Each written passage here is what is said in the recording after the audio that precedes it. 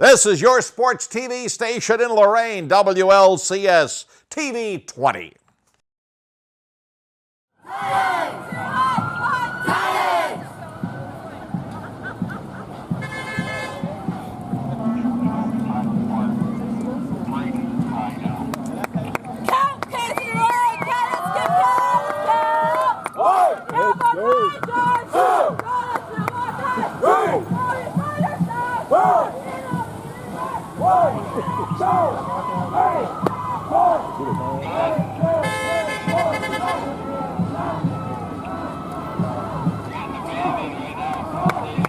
All right, all right. Woo!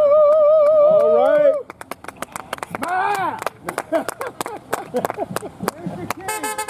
Yeah. This guy here fine. Woo! All right, all right.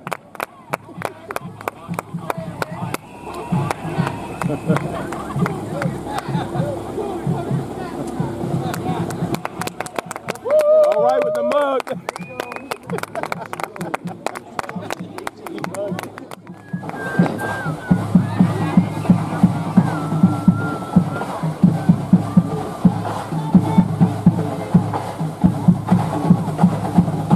All right, guys.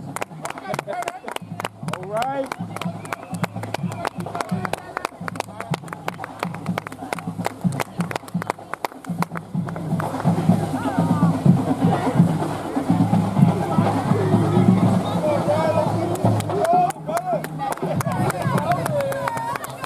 All right. Yeah, yeah, yeah.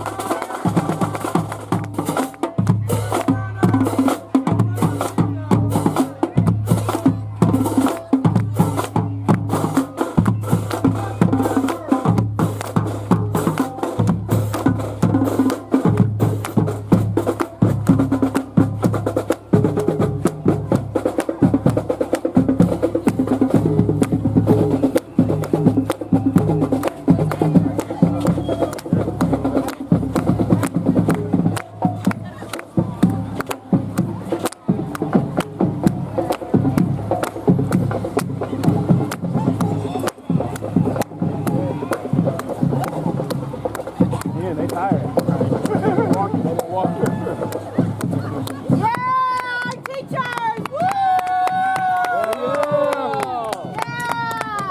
Our teachers! Woo! You rock! You rock! Woo! EMA. All right. EMA Queen. Oh, thank you. Oh, I've got some, thank you.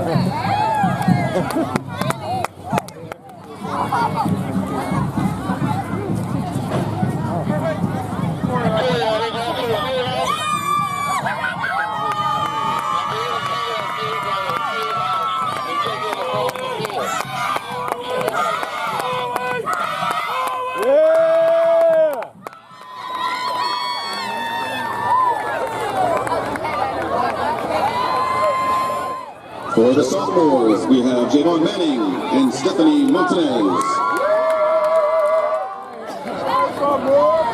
For the junior class, the attendants are Jordan Jackson and Daljane Curry. For the senior class, we have Marquez Graham and Marissa Sturgill.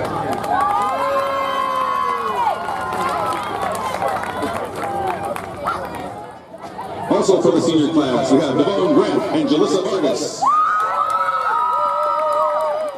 And also representing the senior class, Axel Arizari and Jasmine Smith. Now the moment you've all been waiting for, the 2018 king and queen are, for the gentlemen, Devon Gray.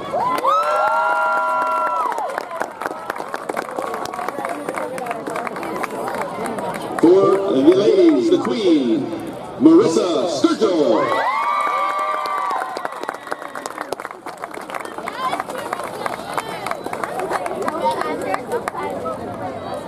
Again, ladies and gentlemen, let's have a round of applause for your 2018 homecoming court for Lorain High School.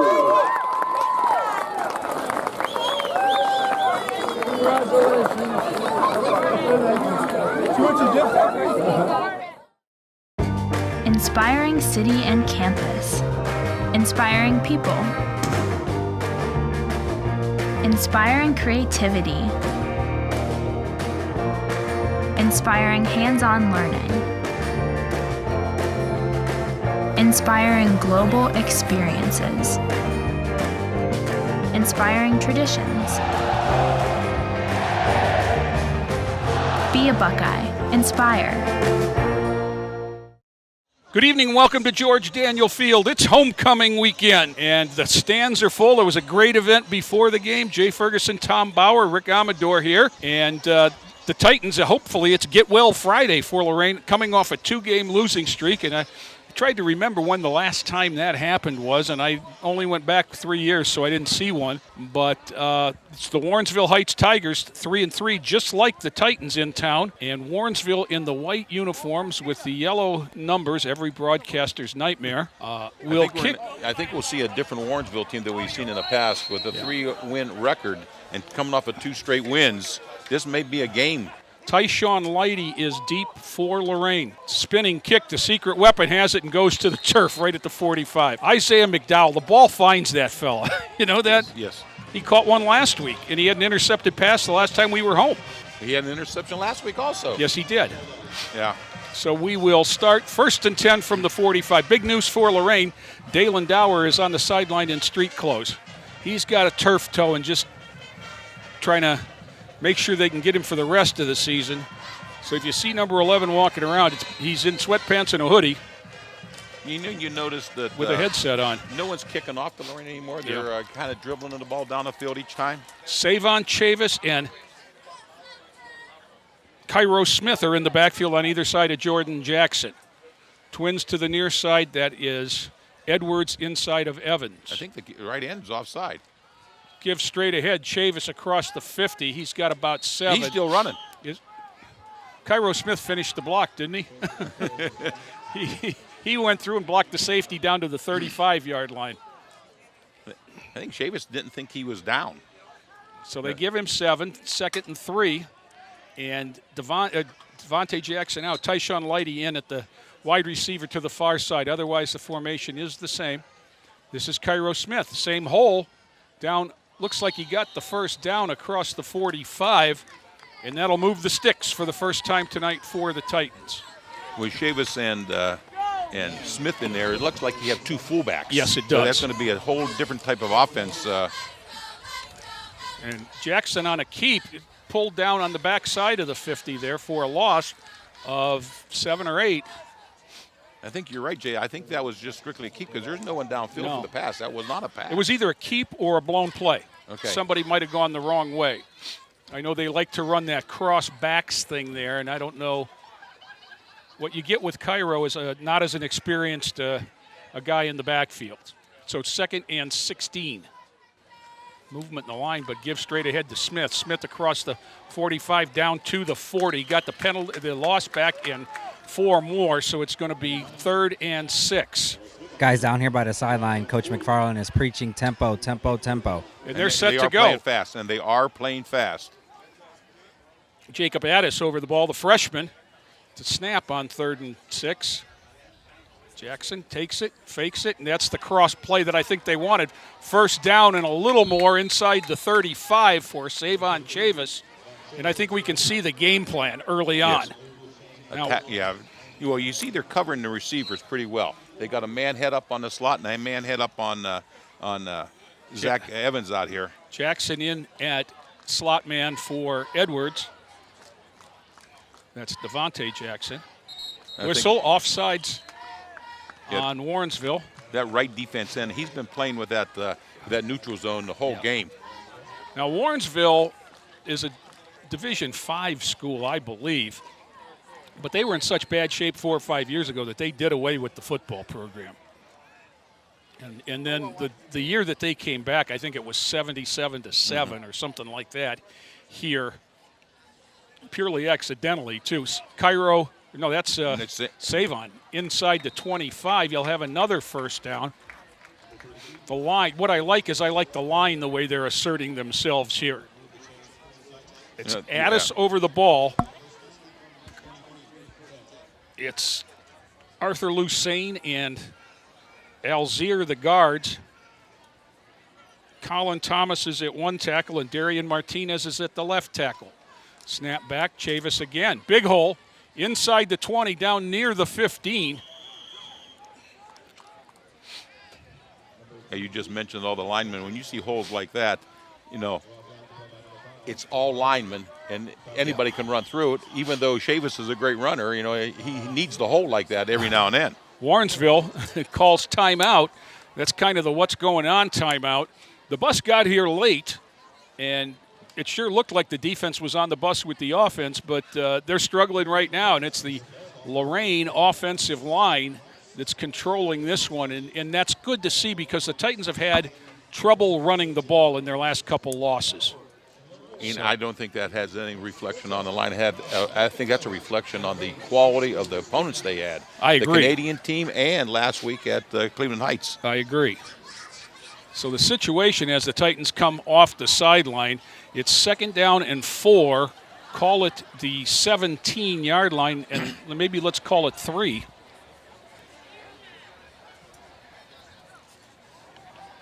Quickly up over the ball. The right side of that line, Alzier and Thomas is the one been doing most of the work. That seems to be the side they've favored. But that's not to slight the left side, and that's Alzier and Lucas. I don't think that is Arthur Lucas, but I can't tell you who it is.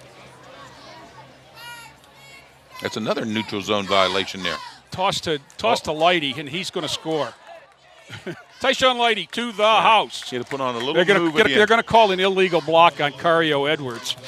It's going to either be an illegal block or a hold.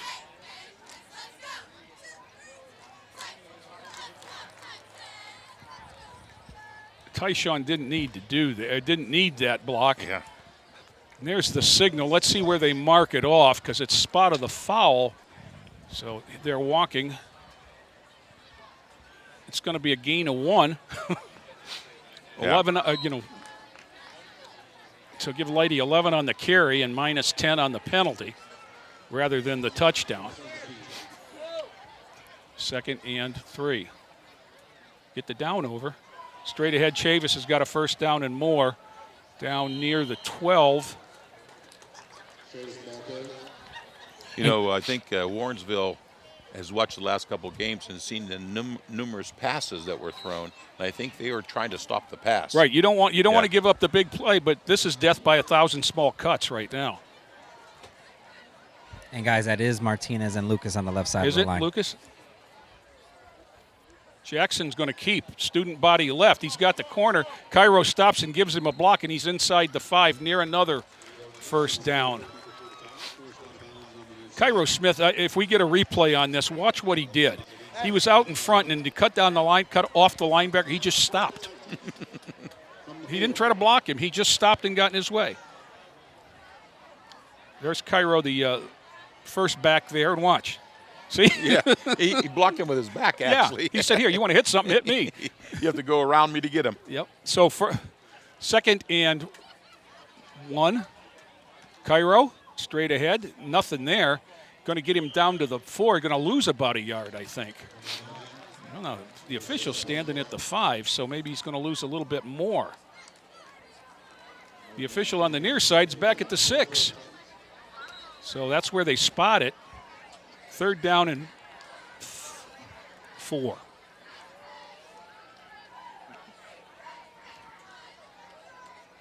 Edwards is way out there. They threw a slant to him in this formation last week. Straight ahead, Chavis Bounces it to the outside, puts the head down, and he's in the house. Yep.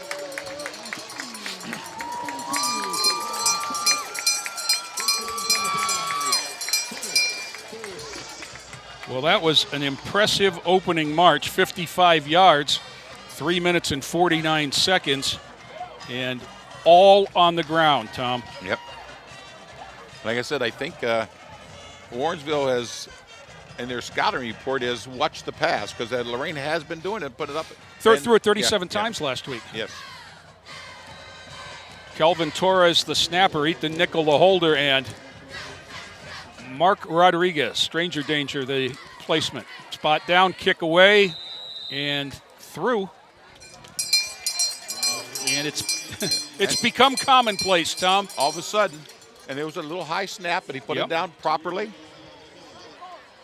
And Rodriguez has really shortened up the approach on that. It's a one step and a swing, which is all he needs with his leg to get it through.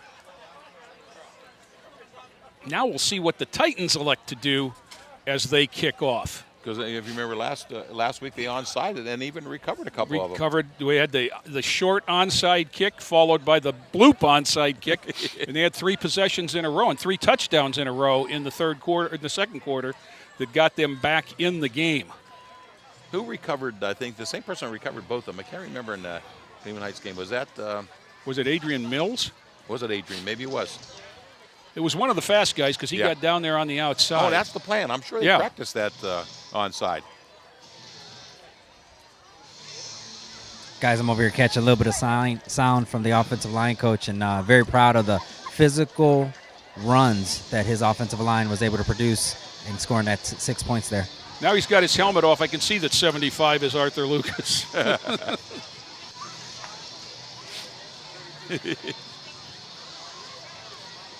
We've got some all-hair left side of the offensive line there, Rick, with Arthur Lucas and Darian Martinez. I thought that was Bob Ross. He came back from the dead. Well, it's what they call him at practice. It's Sideshow Bob.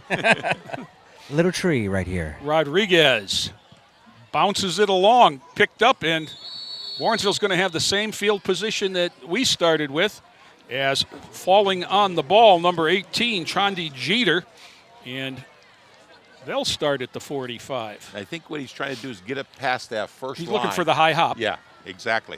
And that Jeter came up and fielded that with the chest, and I'm glad he fell on it because he looked pretty athletic.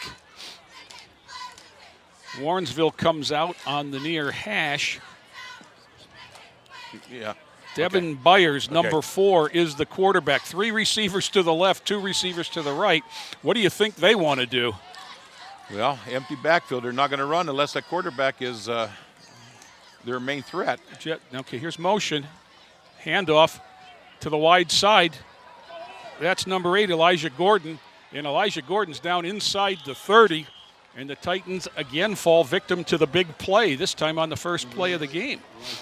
Well, when you're on an empty backfield, you have to run one of those wings over there. So, and that's the same kind of motion that Cleveland Heights ran last week that confused them, was the deep motion off the wing. Now it's trips to the near side, 2 to the far side. Empty backfield. Official spots the ball at the 32. Heights was already to go.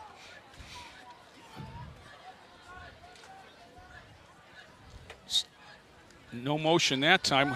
Bubble screen to the near side. And it looks like a penalty. There's a flag, 2 flags on the play. The completion was to number 5, Kalen Hurd. But I think this one will go the other way on a holding penalty. All the armchair officials in the stands had it anyhow. I think they seen kind of a crackback on Evans. Well, somebody got just flat tackled. Yeah, that was right in front of me, guys. That was Javon Manning. The flag was there, but on the backside there was also holding, and that's where they're taking it from. Okay. Well, that's a big 11, actually. It was a yard behind the line. You know, in high school football, remember, if the pass is behind the line, you can start blocking whenever. So it's going to be first down and 21 at the 38. Still no backs in the backfield. Snap back. Now it's quarterback's going to try and keep. And broke out of the tackle of Jalen Cheers, and he's going to have a first down, and more. he's going to the house. Touchdown, Warrensville, 38 yards, and I don't see any flags, but what I do see is an injured Titan behind the play that looks like it might be Calvin Torres. When I was scouting these guys, Devin Byers was one of the guys that could really hurt you with his legs. He wasn't the most accurate passer, but he can move, as evidence on play there. And he looked like he can shake off some tacklers also. Watch a replay. Cheers here. had a clean shot, got him up high instead of down low. McCall made a diving stop. Torres went flying past, and Calvin Torres is still down back at the other side on the other side of the 50 at the 46. Tracy Menges out there looking over him along with Jeremy Wilt. Now this is maybe a little bit more crucial than normal because Cairo Smith's playing a lot of offense. Yes. So you're going to see Dominic Della Pola play some middle linebacker, but he can't play both of them at the same time. But they do have other backs that can give Smith the break Right. on offense, I think. And guys, what the plan was to have Cheers stepping in for Chavis. Okay. Okay. Oh, yeah. And then Cairo was playing both ways. Yeah. Yeah, Cheers has got Chavis's linebacker spot for sure. Kelvin, hard to speculate what it is, so I won't, but he's hobbling off, but he is walking off under his own power. If we see tape, it was an ankle. If we see stretching, it was a cramp. Yeah, this is cool weather early in the game. I don't think you cramp this early. That's a tough hombre down there, as Coach King used to say. Yeah. So, 7-6. Lorain, even though the scoreboard shows 7-0, Warrensville to attempt the extra point.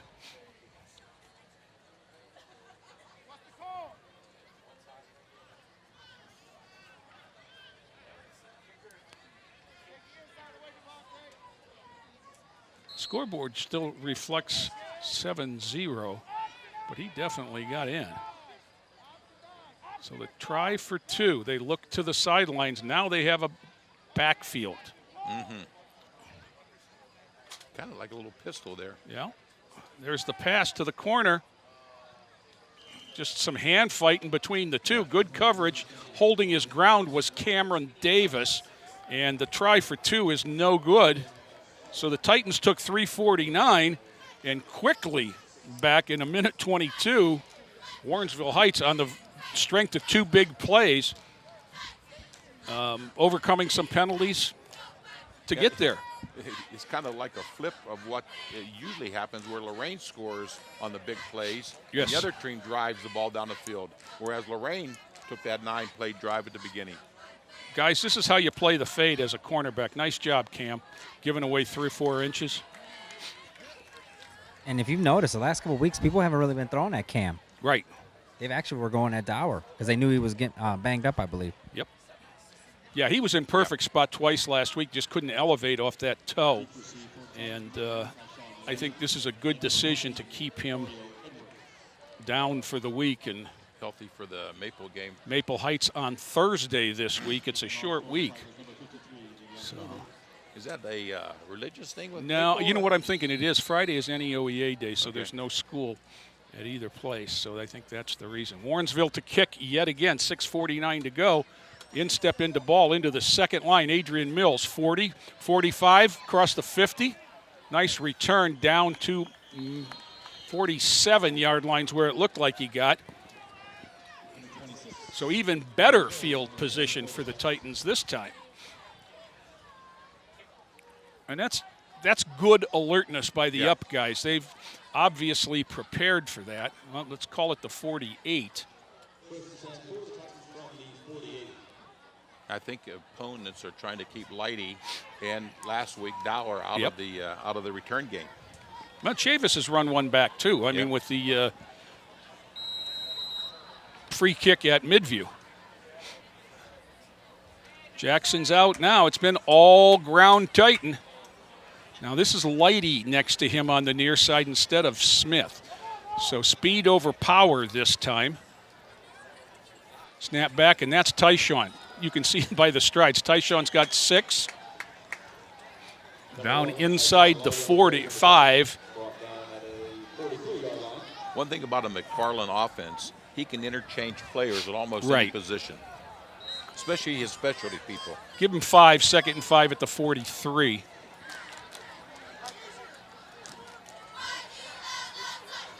Lighty again hit at the line, carries him ahead for a couple. Good finish to the run, going to be just shy to the 40. Going to bring up 3rd down and a short 3. Or a long 2 if you prefer. I guess it's more of a short 3. Savon Chavis, Thunder to Lighty's Lightning. Down, he's got the 1st down. Darian Martinez got tied up in the scrum with Kalen Hurd, the wide receiver / defensive end. And Hurd finally put his hands up like he was surrendering back near the logo. But it's 1st and 10 Lorain at the 36 as they wind the clock. Now, I think this is the first time where the slot is open. Chavis again. Chavis just a couple that time. Give him 2. Good push from the middle of the Warrensville line. Going to give him a yard. Call it 2nd and 9. I think they got Cario over there, number 14. Now Cairo Smith is back in. Lighty's out to the wide receiver with Cario in the slot. Evans here alone. They hitch and goad him last week for a touchdown in this situation. And Jackson didn't have time. Now he's going to throw long, just overshot. That was a pretty good throw on the run. I mean, he didn't have time to stop and take anything off of it, unfortunately, because if they're even, Lighty's leaving, and just outshot him.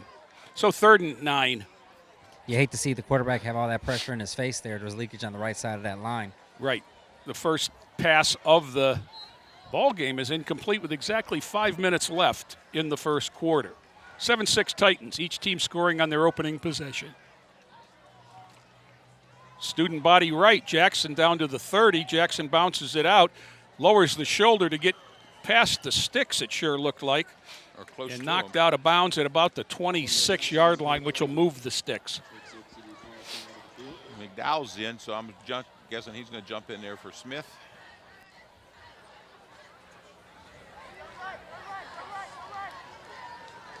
No, for Chavis. Well, that's clearly a 1st down the way the sticks are set up. I think they might have broke the chain. I don't know.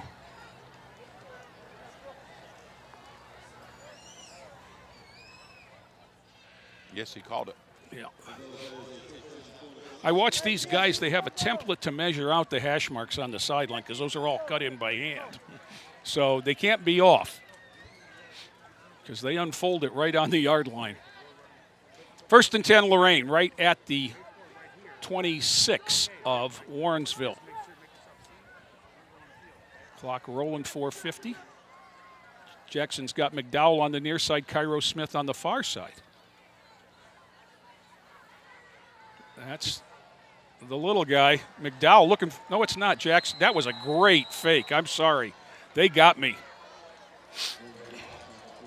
They got me. A loss of about 7 as Jackson faked it to McDowell and just got overrun. Now that's going to bring. I'm sorry. I looked at this and look at McDowell's looking for somebody to run into, and Jackson, I think it was another time timing was off. It was going to be a sweep to Cairo. 2nd and 17 after the big loss. Jackson's got Chavis out on the wing with Edwards and Evans outside of him. McDowell is on the near side as the lone setback, and far side is Lighty. Jackson, Evans, lowers the shoulder, gets down inside the 30 just. So got a couple back, but not a significant chunk, and it's 3rd and 14. Great play recognition by Anthony Little, the outside linebacker over there. He's seen that bubble screen set up to the right side and just screamed over there to make the tackle. you know, with huddle in every school anymore, there's no reason for being surprised by the routine plays. Jackson straight back. Lighty. That's something that doesn't happen. No. Off the hand, the right hand of Tyshawn Lighty, and it would have been a touchdown. So he'll jog back knowing we let one get away there, and it's 4th and 14 from the 30. And Coach Jay, we're so spoiled by seeing TY do that play on a Friday in and Friday out basis, you know? Well, and you know what, and a good throw by Jordan Jackson. That's a great ball. You know, I mean, if Jordan has shown one thing, it's his strength is throwing the deep ball. So it's 4th and 14, which means it's going to be 1st and 10 somewhere. Chavis breaks the backfield, 3 to the right. Rolling that way is Jordan. He got Edwards. That's who he wanted and overshot him on the run. Just needs to get a little bit more air, but the deep penetration is wasted. And Lorain turns it over on downs at the 30-yard line of Warrensville Heights. 3:13 to go, first quarter. They're going to have to shore up the defense and not give away the big runs. Rick, did you hear any conversation from the defensive coaches? Yeah, I did. Coach was talking to Cheers about losing contain on the 2 big runs that Warrensville had. Okay. He broke down and didn't make the play. He was in perfect position to make the tackle. So let's see if Jalen bounces back Now like he's done all year. They switch sides. Chavis is on the far side. Cheers on the near side as Evans gets a blow. Matt Weatherspoon is over the ball instead of McDowell. Torres is back in along with Smith. Give in the backfield, and Chavis has sniffed it out and going to be a loss of 4. Nice job save on. He was joined back there by Malik McCall and Cairo Smith. And Calvin Torres is back in, guys. Yeah. Yep. So it's Torres and Smith in the middle. Chavis and Cheers on the outside. Devontae Jackson and Cam Davis are the corners. The safeties are Devin Zorinsky, 16, and 13, Javon Manning.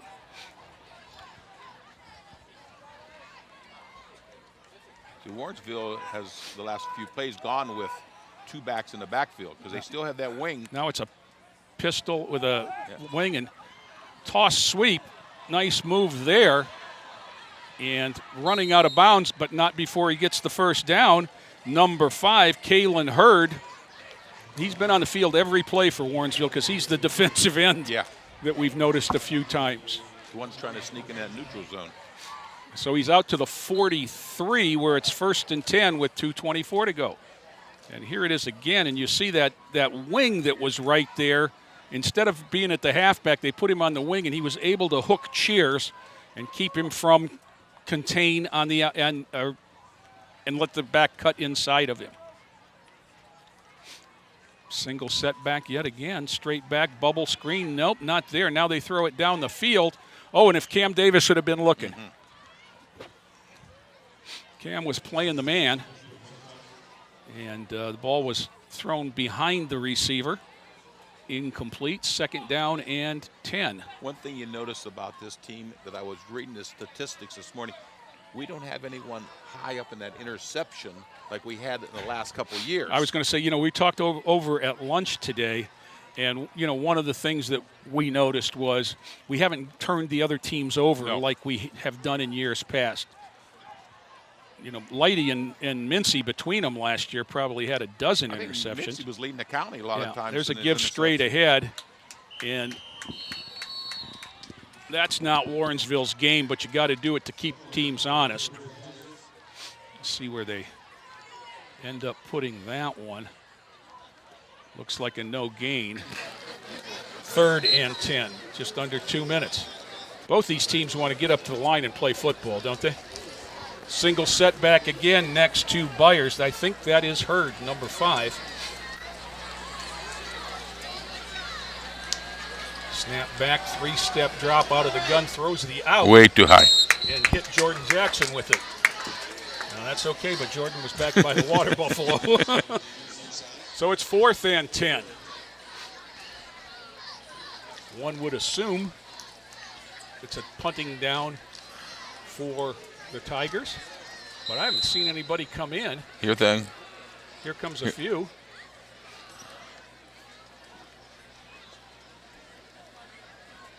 I think more went out than came in, though.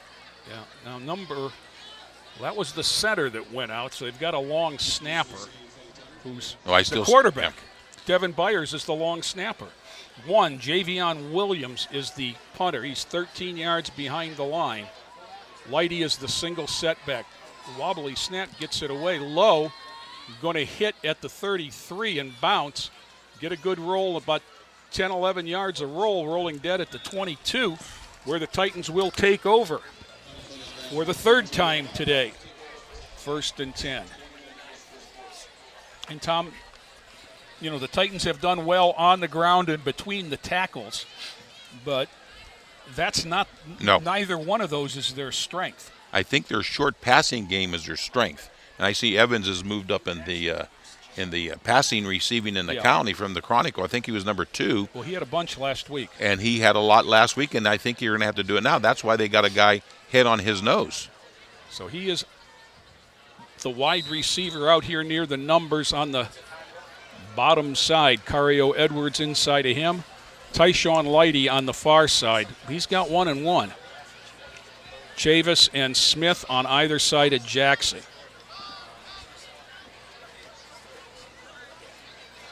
Snap good. Save on. Makes a cut. Finds a hole. Gets out near the 30 before he's brought down. Give him 8. Savon Chavis is a very patient runner. Yes. Yeah. You might even want to mention Le'Veon Bell when you see him run. Yeah. A lot of guys are one-cut runners. I would say that, off the handoff, Dalen Dower is a one-cut runner. That was Cairo Smith, and he got hogtied. He's going to be just short. It's going to be 3rd down and 1. That tackle was 55. Sherrod Laney, the sophomore, defensive lineman and center. Well, you see the way their outside linebackers playing Cario Edwards head on. It takes away that little short pass. Chavis puts the head down, moves the chains. That Lorain has been living on, that little short stuff over there to the slots and to the wide receiver. So they're going to have to hit Evans deep to kind of loosen that hard-on coverage. And Zach has the ability to catch that long pass. Oh, yes, he does. 4.5 speed. Jackson, Cairo Smith, followed Chavis that time, broke a tackle out just across the 40 before he's brought down. He's got 6. Looks like we're coming up to the end of this first quarter. Yeah. Well, if you liked fast-paced football, this was the quarter for you. After 1, Lorain 7, Warrensville 6. We're gonna do a little ceremony down there with the bell, I think. Okay, is he there yet? Yeah. Rick, are you there? I'm here, guys. Okay, go ahead. Guys, I'm joined tonight by Paul Bieber and Terry King. Guys, let's get some thoughts of being brought back. Right. Well, it's great to see it back. I mean, it's been here from the first day that Admiral King opened. I'll tell you, we always had the siren, and they had the bell. That was the neatest part. Now, growing up in Lorain, you knew that Mr. Tomaszewski was going to bring the bell to every home game.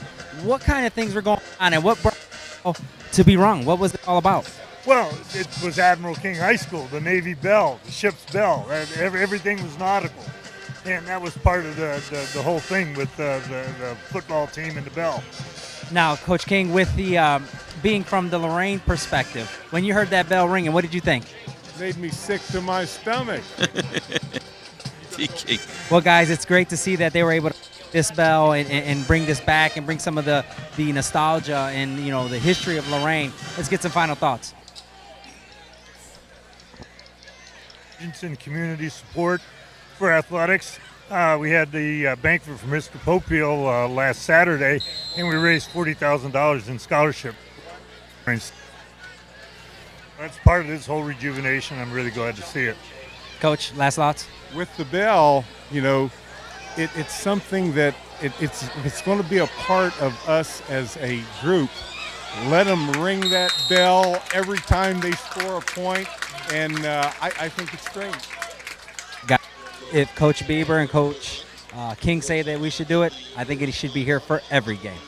Well, I hope we hear it in just a couple of minutes. First play of the second quarter, Jordan Jackson dropped back to pass, scrambled over the 50 to the 45. That moves the sticks, 1st and 10 for Lorain. Now I see Evans is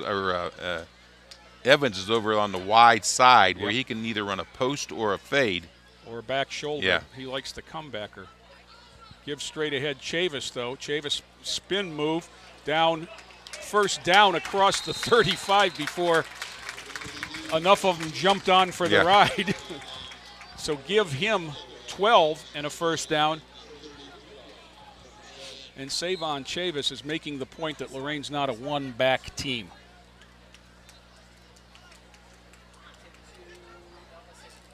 Jackson has him, and this time it's Cairo Smith, and Chavis gets a block, and Cairo probably needed a half a hole outside of that because Chavis had to go down and make that block, and now Savon hobbles, and Isaiah McDowell comes in. See, I'm not questioning the two backs, but so far they've used 3 fullbacks. Right. They don't have an outside man in there yet. Well, they had Lighty in for one play. Yeah, you're right. Jackson rolling. Throws, overshot Cario Edwards. So far, what it appears to me, Tom, is that on the run, Jordan's got to stop on a play like that and put some air under the ball. He loses his touch when he's on the move. Especially moving to his left like he is. So it's 7-6 Lorain, 11:04 to go, second quarter, 3rd down and 9. And anybody that doesn't think this is 4-down territory hadn't seen Lorain high. Jackson rolling, cuts it up, now bounces it back outside, gets a block from Smith, gets the edge for a little bit inside the 30. Going to be 4th and about 5, it looks like. Make it a long 5, make it 6. See, this was a time, if you had a halfback in there with the speed, you think about an option going to the right side here to the wide side. There'd be a lot more options than when you have the big fullback types. You see a little Cario could get a little slant in there now.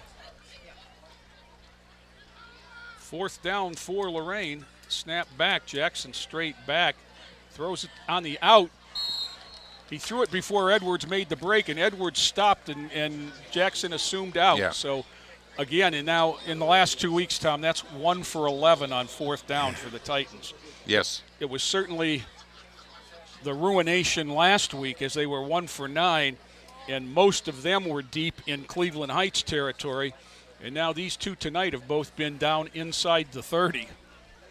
So the Titans are not converting 3rd downs. At least this week he's getting the pass off. Right. I think last week a lot of times we were taking a sack on the 4th down. So Warrensville 1st and 10 at the 30, look to go on top yet again. And Byers has them on the line. Stack formation on the near side and the far side. Give straight ahead. That's Hurd. Hurd cuts it back and gets back to the line of scrimmage. Cheers and McDowell, first 2 on the spot. Now Delapola in to give McDowell a break on the nose. He's earned a little bit more playing time each week, sophomore Dominic Delapola, number 59. That gives him a little more size in there.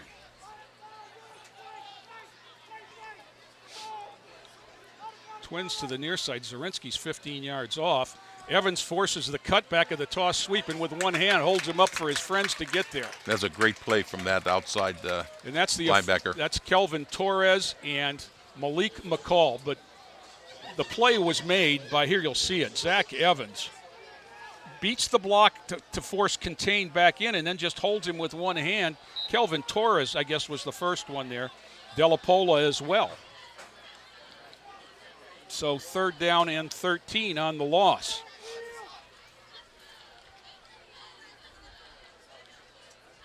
This is the first must pass that they've straight back. It looked like there was motion, but they didn't call it. Off the receiver, off of Cam Davis, and Devin Zarinsky had a shot. So 4th down and 13. And Warrensville has already shown the inclination to punt, so I would assume we're seeing that yet again.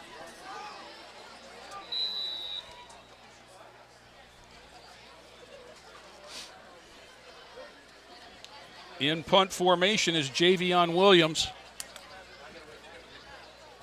The long snapper is the quarterback, Devin Byers.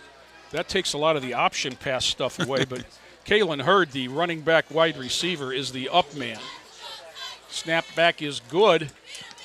Low kick off the side of the foot, going to hit about the 47. Bounce sideways back to the 45 where it's downed, and that's where the Titans will take over, just on the backside of midfield at the 45-yard line. Now,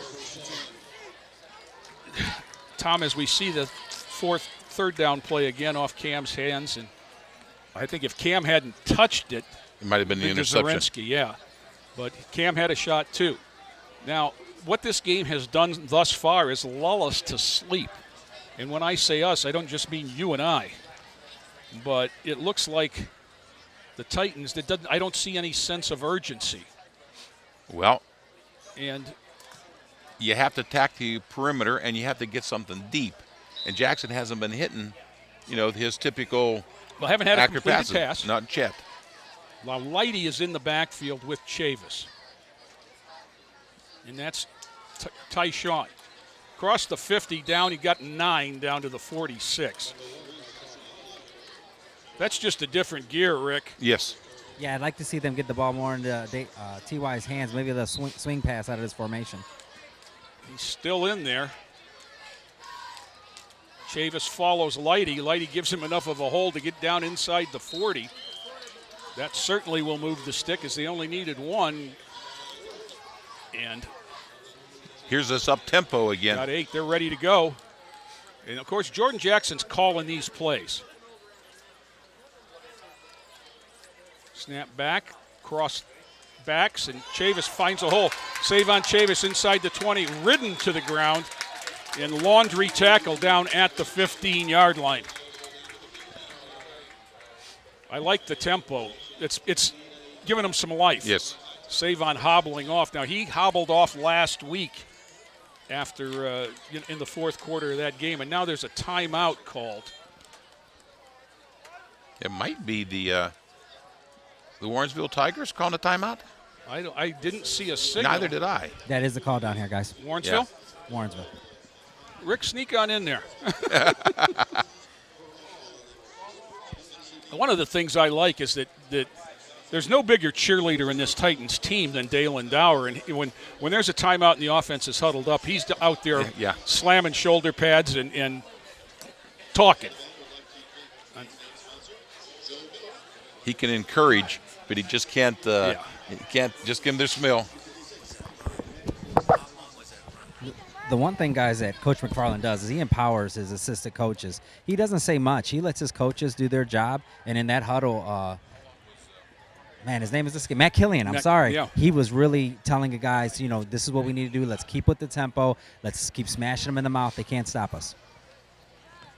Okay, Addis is out over the ball. The Titans are ready to go.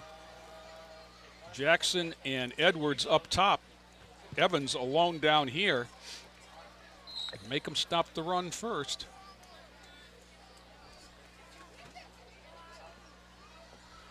Snap back. Straight ahead. Lighty bounces it to the outside. 10-5. Lighty just short down to the 1. And again, the field clean. 1st and goal. Watch that replay, guys. Zach Evans blocked downfield along with Cairo leading the way. They spotted him at the 2, but we got to get him in quick here as the Titans are ready to go. There it is, the block. Nice job, Zach Evans. Give to Cairo Smith. Cairo's going to be in the house. Cairo Smith, 2 yards. Check out the stiff arm on this one.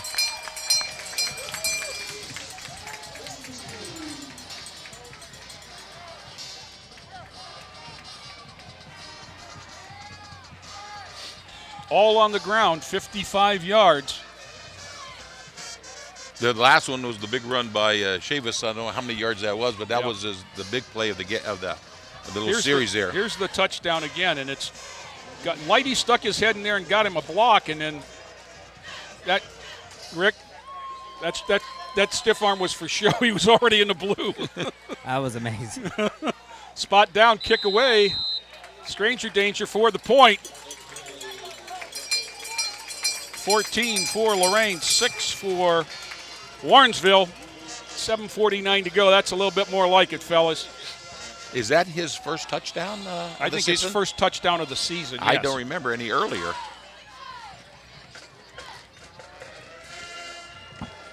You know, used to be that kicking an extra point here was news. Now it's commonplace. Yeah, commonplace. Just another play. And a lot of people were glad that happened, too. Yeah. Me at the top of the list. And what's even nicer is that he's got Henry Patterson has kids from the 8th grade teams coming up to kick on Tuesdays. Good. I mean, you need a feeder program, and that's what you're developing. I was here for the JV game last Saturday, and Tyler Costco kicked an extra point for the JVs.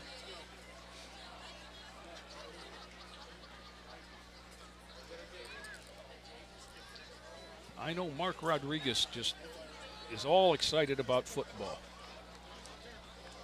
And we saw how much the first game of the season when he made that last man tackle on the big midview kickoff return. And he's made a couple other plays on returns since then. And he'll tell you it hurts, but yeah.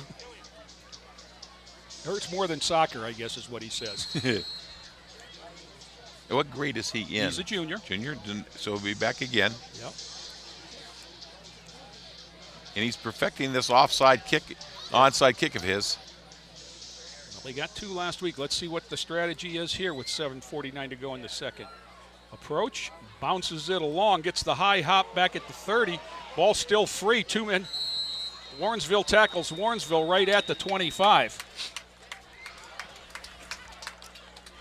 And Jay, last week we described that squib kick as like a Tom Caniati knuckleball. That was right in front of me. Yep. That was like a Tom Caniati knuckleball. Well, you got everything you wanted. You had the side to side, and then you had the big hop. And, you know, all you hope to do is sow some seeds of confusion, and they did that. And so back at the 25 is where Warrensville will take over, now down 8. And, of course, that's still a one-possession game. We've got somebody out here with just getting a helmet on, one of the wide receivers. And guys, Coach Witt was happy with Della Paula's plays. Earned another series. Okay, I thought he made some plays. Byers in the backfield, snap ball on the ground. Still Titan ball. My guess is that's Zach Evans. Yep. And that was Della Pola in the backfield. I thought it was going to be him recovering the fumble. Actually, he took the quarterback off the ball. Is what he did. I think if we see it again, it's a little dribbler. And that's Della Pola. That's Evans on the ball. So that should earn a Buckeye leave or a Titan sword, as they put on the helmets these days. You can't see them because they're clear. I wish they were white in the background like the Buckeye leaves are. But if you got an up close of the Titan helmets, you would see that they are covered with those little swords for good plays. Zachary's pretty loaded up right in front of us. Is he? Well, he's playing on both sides of the ball. He should be. Snap back. Jackson gives to Smith. Hot runner. Cairo Smith inside the 10, down near the 5. Evans down there pulling him. I hope we get a shot at this, what Zach Evans was doing. Because, you know, you're used to seeing offensive linemen hit the pile from behind. Push, yes. Yeah, Zach Evans was backing forward toward the end zone, grabbing on. It was that rugby scrum. Here it is. There's Zach up close to the camera. Now Cairo makes a move. Now you see, now Zach says, I'm going to help, so let me grab. I'm pulling my man. It's not holding. Down at the 2, 1st and goal. Cairo Smith yet again to the house. Yeah. Oh, my gosh. Look at this block by McDowell, guys. Yes. Yes.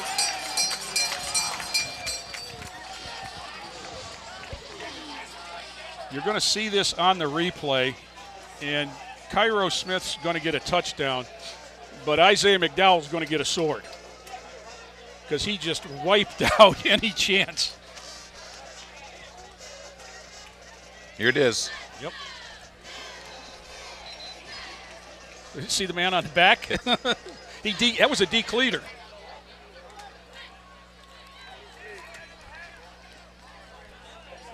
Ethan Nickel is the holder.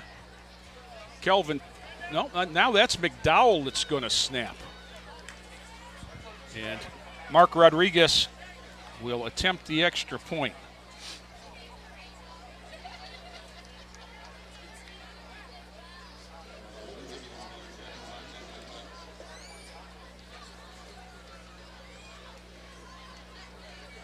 Snap back, whistle. There's a flag. Traveling. Yep. Procedure on the Titans. Who would have moved on an extra point? All I can figure out is not set rather than moved. So it takes it back to the 8.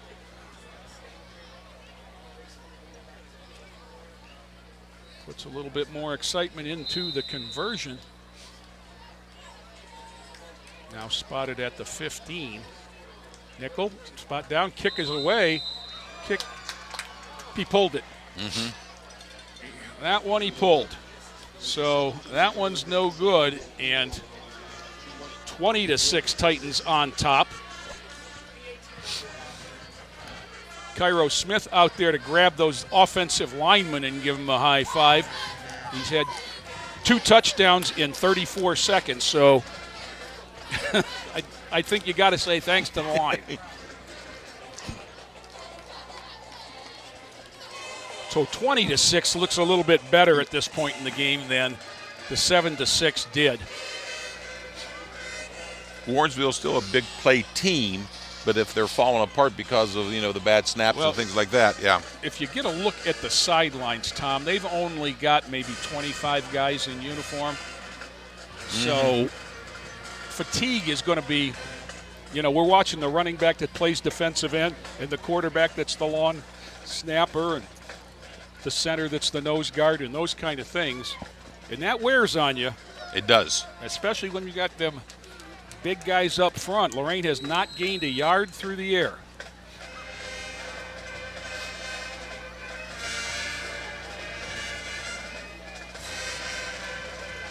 Jordan Jackson, maybe he just can't handle being royalty. He was the junior class representative for the homecoming, along with sophomore Javon Manning from the football team. Rodriguez bounces it along, covered right there at the 44. Nice job by one of the Tigers. That one didn't get a hop. That was a skid. Yep.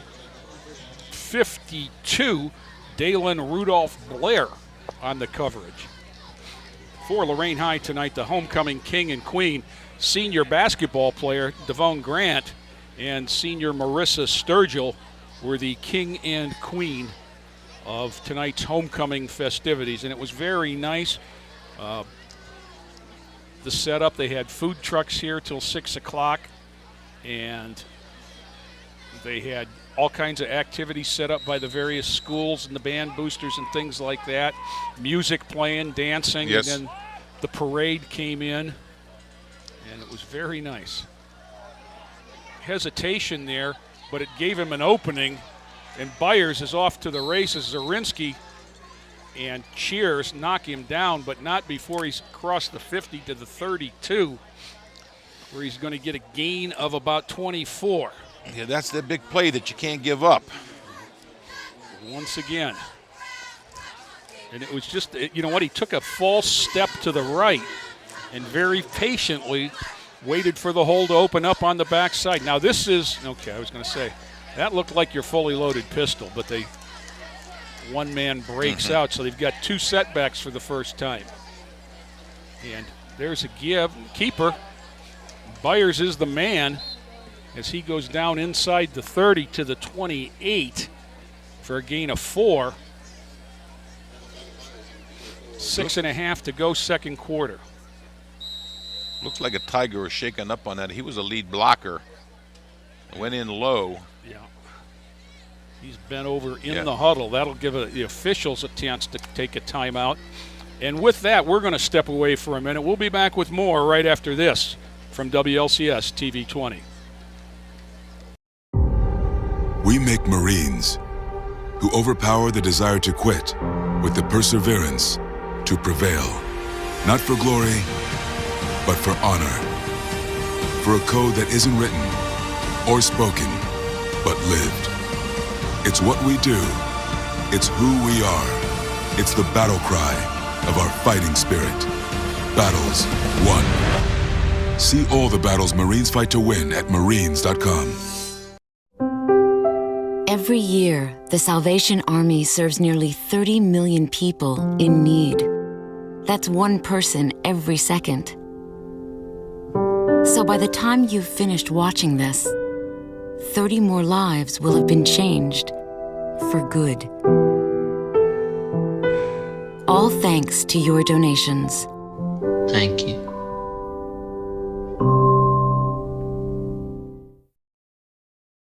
Okay, the injured player was number 5, Kalen Hurd, and he walked off under his own power. So the situation is 2nd and 7 at the 29-yard line of Lorain for Warrensville. Titans on top 20-6. It was 2 touchdowns in 34 seconds for Lorain, both of them by Cairo Smith. It gave them some breathing room. Showing a safety blitz now, backing out of it is Lighty. Tackle got away with some, I guess maybe he didn't get away. I think it was too much time. Well, a tackle really did a dance on the right side, but they did. That's what they got. He rocked up out of his stance and then put his hand back down. And guys, from here, the timing seems to be off on that snap. You know, they're using the clap to signal the snap, and I don't believe the wide receivers are looking in. And he was the guy that was called the inside receiver to the. Now they didn't do anything. Oh yeah, they moved it back. Okay, I see. It's back at the 34, so it's 2nd and 12 rather than 2nd and 7. Byers waits for the snap. Single setback. Straight back to throw. McCall was first one there, but Matt Weatherspoon got home from the nose man spot to clean it up. 165-pound nose man Matt Weatherspoon split the gap and made a play. And Isaiah McDowell says, I better get back in there. You got to drive a center crazy when you got 3 different nosemen all with different styles. You know, McDowell is quickness and strength. Weatherspoon's pure quickness. And then you throw Delapola in the mix, and he's not as quick as either of the other two, but he's bigger and stronger. And they shoot gaps. I mean, that's the principle of this defense. And stepping up, throwing ball long over the middle, had a man, and it's caught. That was nicely done because he had open receivers all over. Because he had a man down at the 20 doing jumping jacks over near their sideline. So it's going to be 1st and 10 at the 14. Guys, look at this replay. When you talk about meeting at the quarterback, McCall and Melendez meet together. Look, boom. Yeah, and they're hugging each other. Yeah. Well done. Nice throw, nice reception. We can't go to New York for the replay, but I think it was a clean catch anyway. So 1st and 10 at the 14. Let's remember that Warrensville gets the ball coming out. Byers fakes it, keeps it. Nothing there.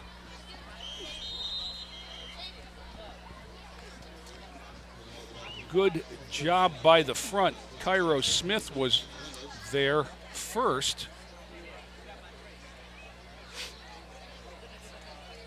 Now, Byers seems to be asking for a different football.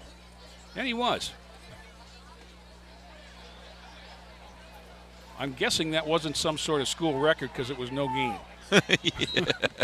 So you just must not like the feel of it. 3:52 to go, clock running in the second quarter, 20-6 Lorain. Byers again, patiently bounces it outside, breaks a tackle from one of the linebackers, and is going to have what appears to be, depending on the spot, a first down. Nope, now it looks like they're going to spot it at the 5, which is going to make it 3rd and 1. And he made a move on the defensive end who got upfield but got hooked and gave up contain. Well, what happened is the outside linebacker had to go out and cover the twins, and that left no one in there for a real good contain. 3:05 to go in the half. 3rd and 1 from the 6. Give.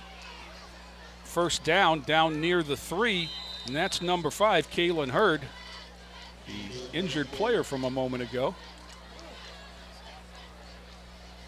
So it's going to be 1st and goal for the Warrensville Heights Tigers. Now there's a whistle. I think they're going to measure this. Are they? Is it that close? Boy, we have a steep angle here, so. Rick, you're down there. I see that now. You have a much better look than I do. I'm going to try to get the cameraman over here to zoom in on this one. I see Mr. Trout signaling.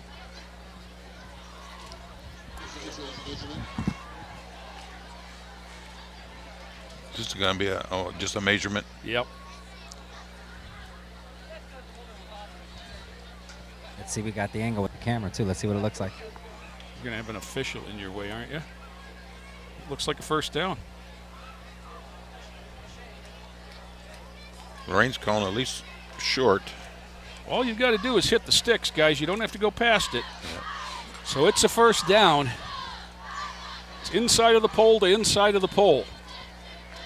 Now Della Pola in for Weatherspoon as they change up yet again. A little bit more size down on the goal line. Let's see if they put a 4th lineman down. Not yet. No, I think they're still in their base. Yep, they are. Byers, just a keep off tackle, and he's going to be in. Nice cut. And Devin Byers takes it 4 yards.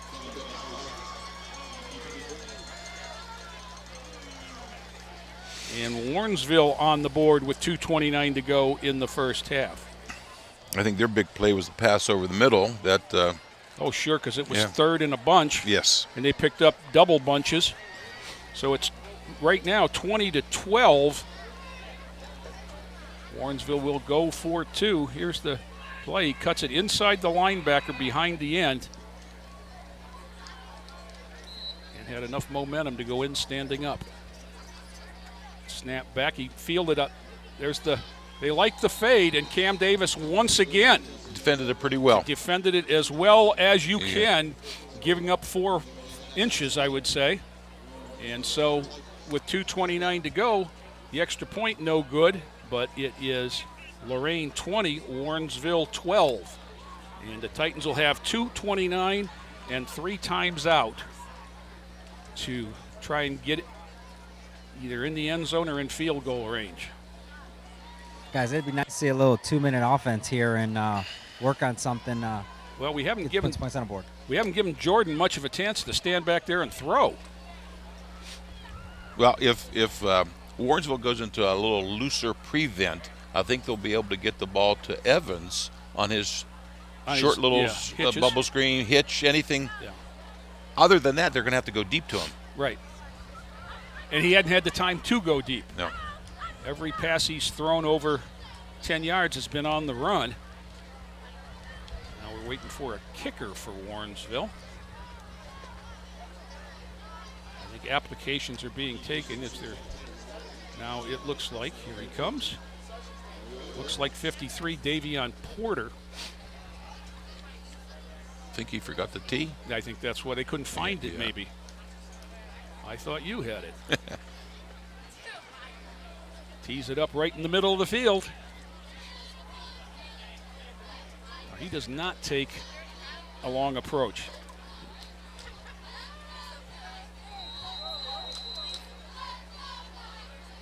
And he's definitely looking for a hop, and the Titans know it. They have 9 in the first 15 yards of the ball.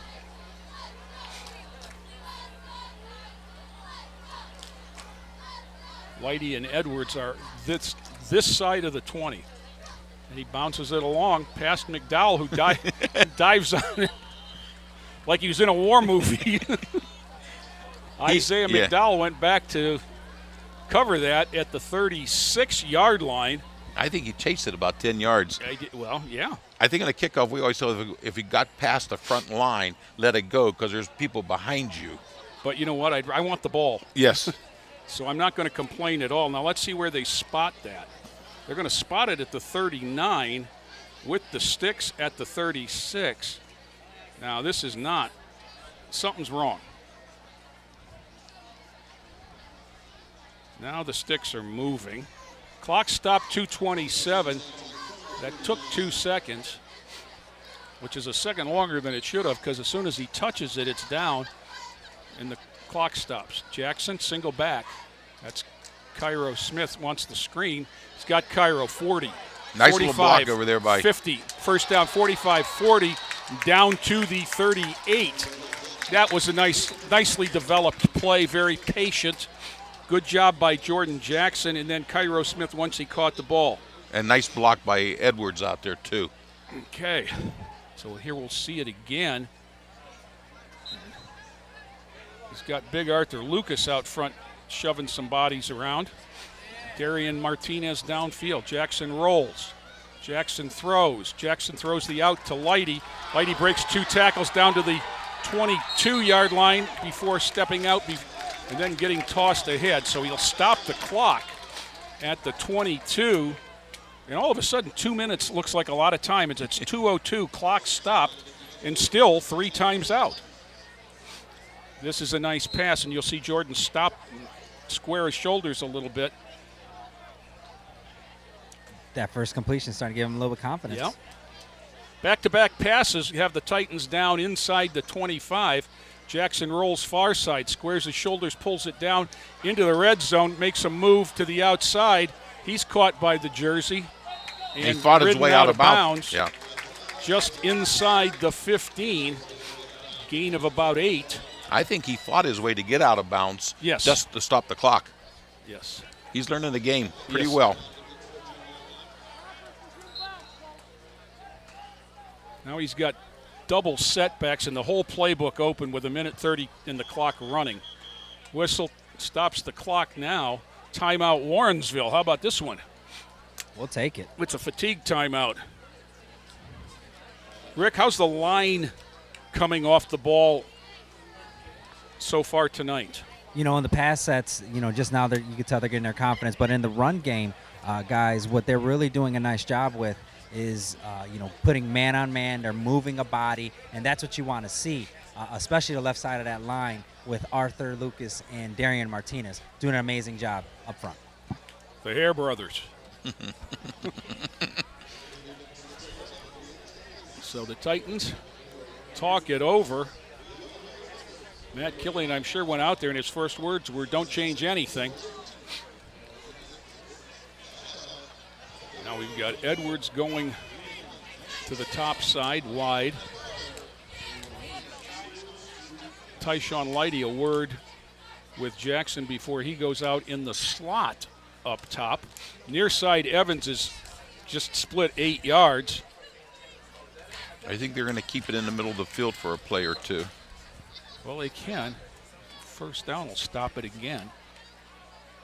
89 seconds to go. Snap back, Cairo Smith. Inside the 10, breaks a tackle, still going down inside the 5. He's finishing some runs, isn't he? Yes, he is. Yes, he is. Tom, I don't know how much you saw them in the spring, but Cairo Smith worked so hard conditioning to change his body. Yes. That, he looks like a whole different kid if you're looking at his silhouette. I mean, he is – I'd pay to look like that. I'll tell you the truth. And, guys, real quick, if I may, me and Cairo and I, we met for probably 2.5, 3 months. We'd wake up 2 days a week. We'd go to Lakeview Beach. I'd have him running beach sprints, running up the hill at Oakville Park. And He was doing so much work, to see him run both duties today. And they were blessed today. Tabitha Leith was able to feed the boys 15 pounds of spaghetti. Oh. Wow. And check this out. After the first touchdown run, Cairo, I think he left some of those on the sideline here. Oh, oops. got a little marinara, huh? Yeah, I had to look the other way because it got a little squeamish over here. But yeah, to piggyback off your statement, he has worked amazingly hard on his body. Yeah. And always has been one of the stronger kids in the program, but now he can really move it. So the situation, 1st and goal from the 4. 20-12, Titans on top by 8, looking for more. The 1:22 to go. Clock will start on the snap. Jackson has Smith to his left, Chavis to his right. Good snap, save on Chavis. Nope, Jordan Jackson. Jordan Jackson spins. Jordan Jackson thrown back. They probably gave it to him on the 1? Well, or the half?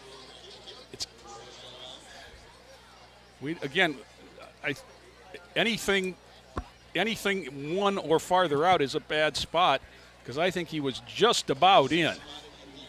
Now they spot him at the 1, but that's because the referee had to move because he was I think when his progress was stopped, he was probably a half yard closer than he was. Chavis to the house. That's the big fellas up front. Starts with Jacob Addis, Arthur Lucas, Yusuf Alzir right in the middle. The 2 guards in the center. And Savon Chavis punches one in. His 2nd of the night. They're going to go for 2. Try to get back that point that was wide the last time. Well, you are now up 26-12. Well, Smith had a great block in there too. Yeah, I mean the old isolation. These guys, these guys put hats on one, for one another. Mm-hmm. So each of the 2 running backs with a pair of scores in the first half. Titans will look to chase that missed extra point by going for 2 here. Same set. Jackson back. Evans in trouble. Jordan wants Evans but can't find him. Now throws it to him. He got him. Yeah, he did. Jordan Jackson makes a play. And the Evans did too, because it was a post out, and then he seen him scrambling a lot, and so he just got open. Yeah. And Jordan Jackson evaded pressure with his head downfield the whole time and gives the Titans a 16-point lead at 28-12. I think I made a statement earlier in the year that Tyshawn Lighty may be the best receiver ever to come out of one of the Lorain schools. But Zach Evans now, with his speed, his size, his attitude towards, he is a Division I type player. I think if he's not playing at a MAC school, and certainly with Dad's connections at Toledo, I think next year, then I think something's wrong. But because I think he's just a matchup nightmare. At 6'3", 216, running a 4.5, he's either a big, fast slot receiver or he's a hands tight end that's a mismatch nightmare for a linebacker. And he blocks Rick? Aggressively. You're exactly right. You match that with his football IQ because his knowledge of the game is so advanced. I mean, he does have a little head start with his dad being Jerry Evans, but, you could just see it on week in and week out, guys. Yeah, you know what he knows how to do already, like a collegiate player, is get off the ball, get off the line. If you want to play press coverage on him, he knows how to get away from it. He'll swim you. He's got the hand fighting moves. And Jerry will tell you that he learned them in the Broncos camp from Sterling Sharp. Or Shannon Sharp. Excuse me. Yeah. Stranger danger, end over end, down to the 17. Coming back this way, made a man miss. He's got a lane out to the 40. Crossed the 50. Got a block. Run out of bounds by Mills. That was quite a return. And I know the first thing McFarland is going to turn to Henry Patterson and say, we don't do that anymore. Yeah. keep it on the ground. Yeah. And let them start at the 25. Then they're just about gonna, but it's the 30. Yeah. But it's the Lorain side of things. And you could see when he was able to change sides of the field that this was going to be a problem. He broke Contain out here. He beats Jeter right there. And Melendez is chasing him, breaks a couple more tackles. Weatherspoon was one. Back comes Jeter. And then it was finally Adrian Mills who chased him out of bounds. I think Mills had enough speed to keep up with him. 1st and 10 Warrensville at the 30, and all of a sudden this last whistle, traveling. The wide receiver was downfield well before the snap. You see the difference the way Lorain plays a slot man. They're giving him a 10, 12-yard cushion, thinking that we're going to stop him from going deep, but they can't stop the little hitch. And they haven't shown the inclination to throw it either, so there's no need to stop something they don't do. Yeah, it's Javon Manning on the slot receiver, and he's giving him 13 yards right now. 1st and 15. Straight back, now rolling away from pressure, setting his feet and launching one deep. Oh! Devontae Jackson got back there, knocked it away, almost had a one-handed interception. Also in the neighborhood was Tyshawn Lighty. Good field awareness by both guys, as they had the receiver behind them, but they knew where he was, and they played the football well. So the clock stops with 45 seconds left, and it is 2nd and 15. And here we'll see it. The heat came from Chavis first, rolled away from it, and then you see Devontae goes back with the right hand, knocking it away and almost bringing it in. Byers slaps the hands, takes it back, throws it out, pattern. Ooh. Evans got in between the receiver and the quarterback, and I think when he went up, I don't think he deflected the ball, but I think he changed the vision. He had to lob it a little over his head, 3rd and 15. 40 seconds left. That play took 5 seconds.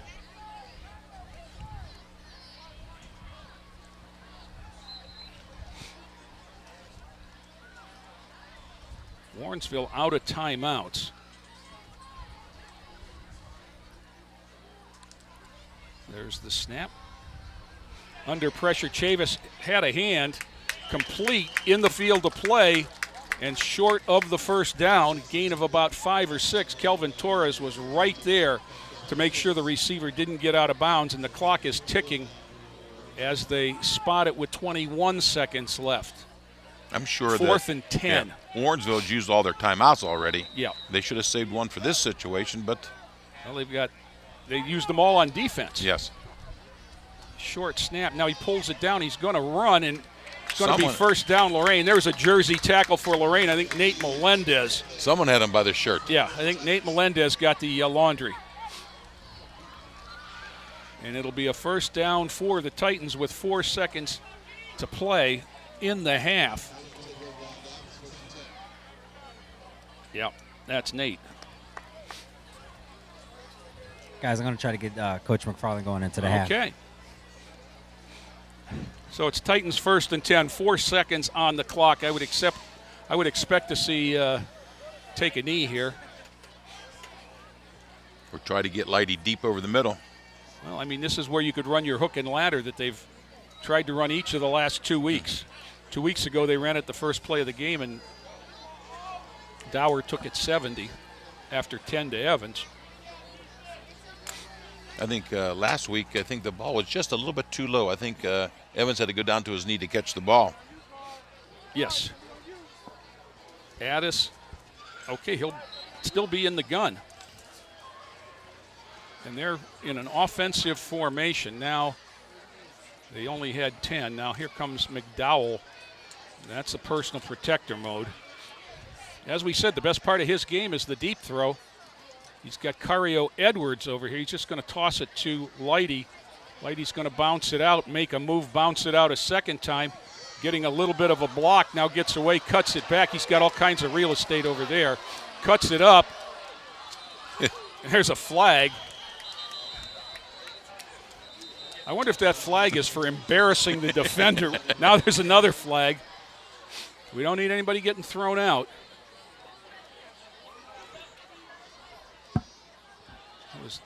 Colin Thomas that was a little bit excited. I think he ran about 60 yards, and I think yeah, that without could the be flags, he conservative. would have gained about, what, 14? Yeah.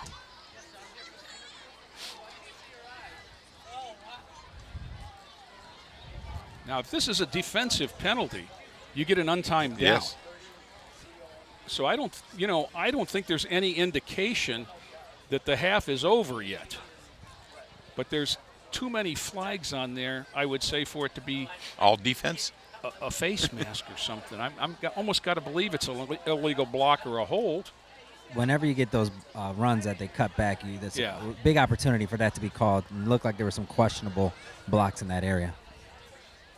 So now, but neither team has even given an indication that the half is over. Now they're coming to each side. Okay. Offsetting? Well, now.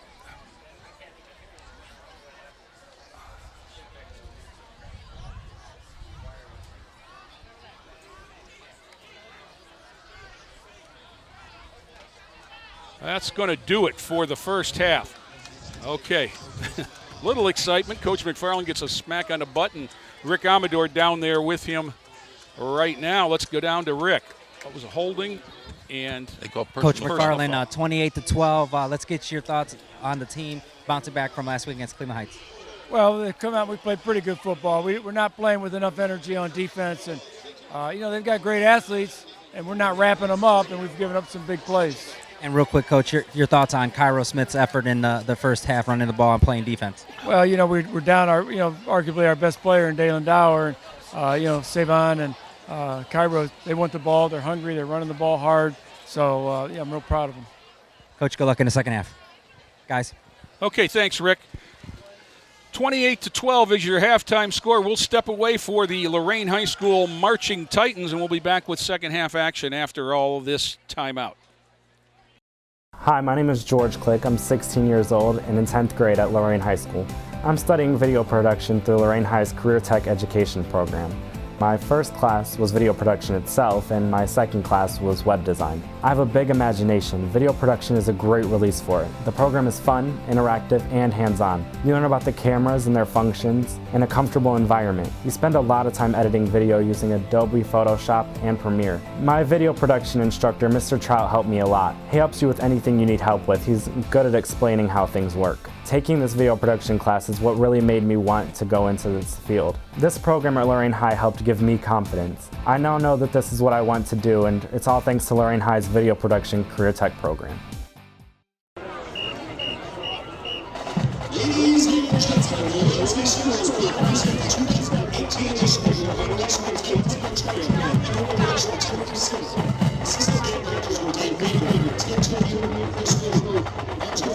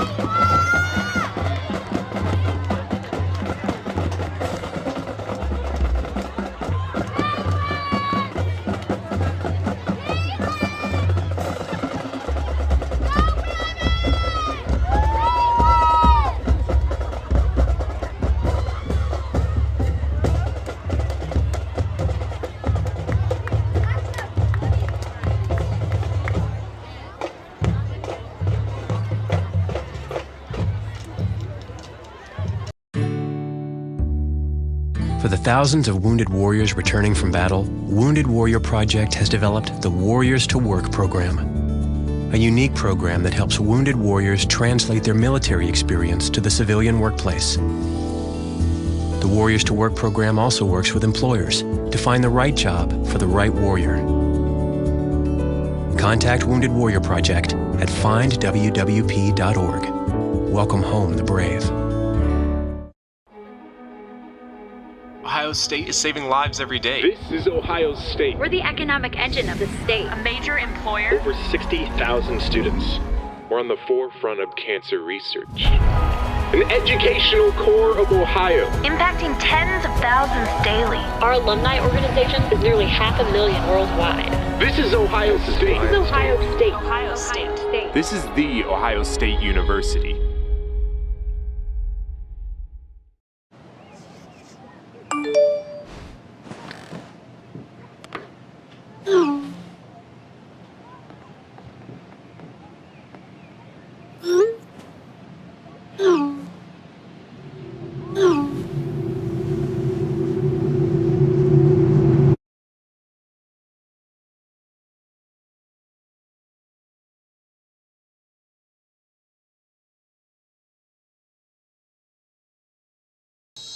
Back here at George Daniel for the second half. Lorain on top of Warrensville 28-12. And Lorain will kick from the north end to the south end. Mark Rodriguez bounces it to the front line where it's covered at the 46. So I'm liking his strategy from a few games ago when he was kicking the ball out of bounds somewhere around the 25-yard line. And if it didn't go out of bounds, that's where they got the ball. If it got out at the 35, now if they're stopping the ball there, they're getting the ball. Well, if you're going to do that squibber, you got to make sure you don't hit it to the front line. Right. And that one went right at and Warrensville prepared for that. It's 1st and 10 at the 46. Now in the first half, Warrensville had 135 yards of offense, 109 on the ground, 26 in the air, all of those in the second quarter. And for Lorain, it was 260 yards with 216 on the ground. Nothing doing that time. Started off with the same play. Yep. That they started off good the adjustment. First drive. Yep. So going to lose 5 rather than, and it's that delayed quarterback run. He does such a good job being patient on it. They better get used to it because I'm sure a Maple Heights team coached by Shaq Washington is going to do the same thing. Yes, and that's Thursday night for those of you watching on TV 20. It's Thursday night at Maple. 2nd and 15, quarterback draw, and he made a move in the hole and got back most of the loss. It's going to bring up 3rd down and about 13. That was a nice shoestring tackle. Was that yes, it was. I didn't Melendez, see. I think? That was McCall. McCall? Malik McCall. You know, McCall and Melendez have been quiet the last 2 weeks. It's good to call their names again. Yes, it is. McDowell is on the ball. McCall on this side, Melendez on the far side. Chavis is the linebacker on the near side. Straight back and running away from pressure. Under pressure, throws an interception. Picked off by one of the Titans. That's Jalen Cheers. Cheers down inside the 35. And what we talked about as missing from this Titan team, all of a sudden, Cheers turns it over and puts the Titans in great field position to start the third quarter. I think that last year I always knew they played defense soft, but they always picked up an interception after they team Jalen would run the ball for a while. Great drop into the short zone from his linebacker spot. And was right there, not seen by Byers. So back to live action as the Titans come out. 1st and 10 at the 33. Jordan Jackson, number 5, is the quarterback. This time it's Tyshawn Lighty and Savon Chavis in the backfield. Devontae Jackson split 10 yards to the far side. Zach Evans is 30 yards outside of Cario Edwards on the near side. Gives straight ahead. Lighty wants to get it outside. Lighty uses a stiff arm, 30, 25 and thrown down and then spun out onto the track. But it'll be a first down. It didn't look like there was 11 yards in that play, but the speed and maneuverability of Tyshawn Lighty, we'll see it here. Okay, it's just a give. Chavis blocks kind of missed the end, and as did Colin Thomas, and forced Lighty wide quick. And he just ran around him with a little stiff arm. I hearing whistles now. I don't know whether we have an equipment issue, but we've got a player down for Warrensville. It's one of the safeties back at the 15-yard line. Way away from the play unless he walked that far over there. Well, he was set in something. I don't know. It looks like he got a cramp. I mean, he went down like he was shot. And he was marked ready for play. So we've only played 4 plays of the second half, and we're stopping for a leg cramp. But a little bit more on the Titans statistically in the first half. 167. Let's see. Let me do this again. 216 on the ground, 44 in the air. Jordan Jackson was 4 of 9 on the ground. Cairo Smith has 10 carries for 52 yards and 2 touchdowns. Well, Savon Chavis, 14 carries, 96 yards and 2 touchdowns. I think Warrensville probably has as many negative yards that's keeping their average down because they have had some nice runs. Guys, Evans is tight to the line of scrimmage on this one. Well, Evans is at the tight end spot on the near side. Good eyes, Rick. Let's see if they sneak him out. Little post pass. Jackson gives the straight ahead to Cairo, who pops it outside. Cairo Smith to the house. That was as easy as could be. I just wonder if Evans is the block that sealed everything off over there. He did a great job getting underneath his man and moving him. Yeah, that's what you put a tight end there for. There's that victory bell. Yeah.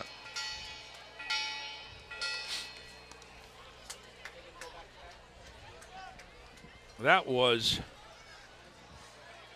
they really outflanked them there. Yeah. Back to the kicks. Ethan Nickel will hold. Mark Rodriguez will boot. I'm not sure who the snapper is. I'm guessing it is McDowell. Snap back was a little high. Kick is away. Kick is down, and there was a whistle. There's a flag on the play. Offsides defense declined. You can't decline it, can you, if they're in a neutral zone? So I still haven't seen a signal as to whether or not the kick was good. Lorain was running off the field thinking they could just decline it.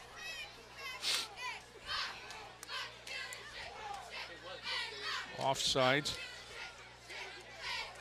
The signal.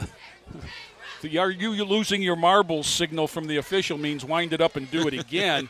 Whether you decline it or accept it, the whistle was before the play. So we'll do it all again. And that one is truer. That one's going to hit the rock. Mark Rodriguez says, I'll do it again if you need me to. 35-12. Titans with the 23-point lead. And a touchdown and an extra point away from the running clock rule. And credit that touchdown to Cairo Smith, but give a big assist to Jalen Cheers in the defense. Cheers with an interception and run back.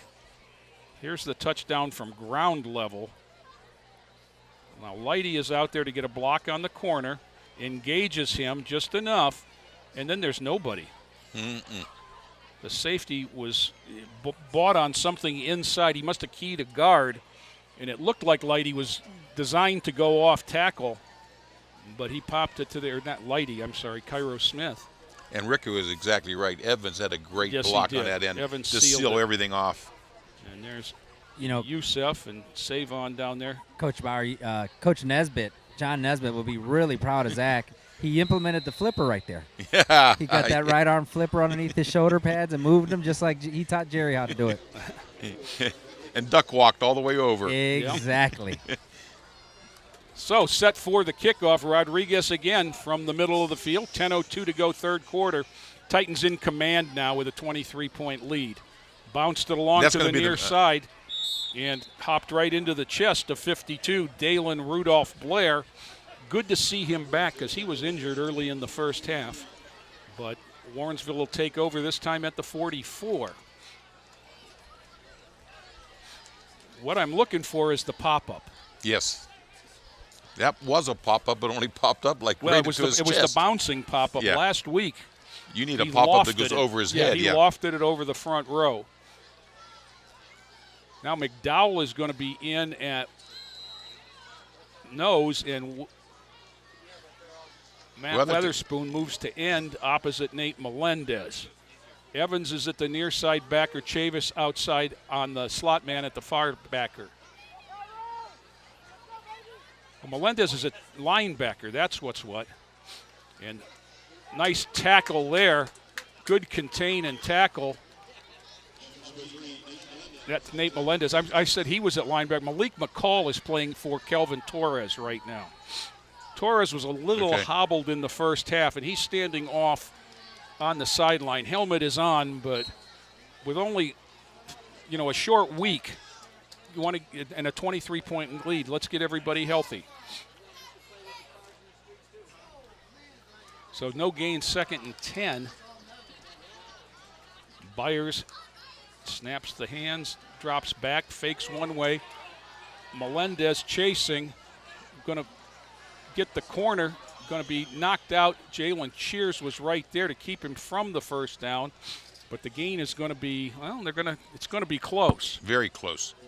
Favorable spot, and give him the first down. The one thing we can't see here is where they could go out of bounds. So 1st and 10 for Warrensville across the 50. Now, he was running for his life there for a while. And once again, it's the quarterback doing the damage on the ground and the Titans losing contain. And he is their biggest threat. Byers goes down for the snap. It's up in the air. It's still on the ground now. I think that's blue on the ball. I'm sure it is. Weatherspoon's down there, but it is Melendez. Nate Melendez. That's going to make a young fan happy because I was on the field before the game, before the parade, when the Titans were warming up, and Matt Killian brought Nate over to the side because he had a young fan, probably 8, 9 years old, who wanted to meet him. And Nate took some time and took a picture with the youngster and autographed his bandana and stuff like that. And I talked to the youngster's aunt, who was works at the school, Natasha Roman Diaz, I believe is her married name.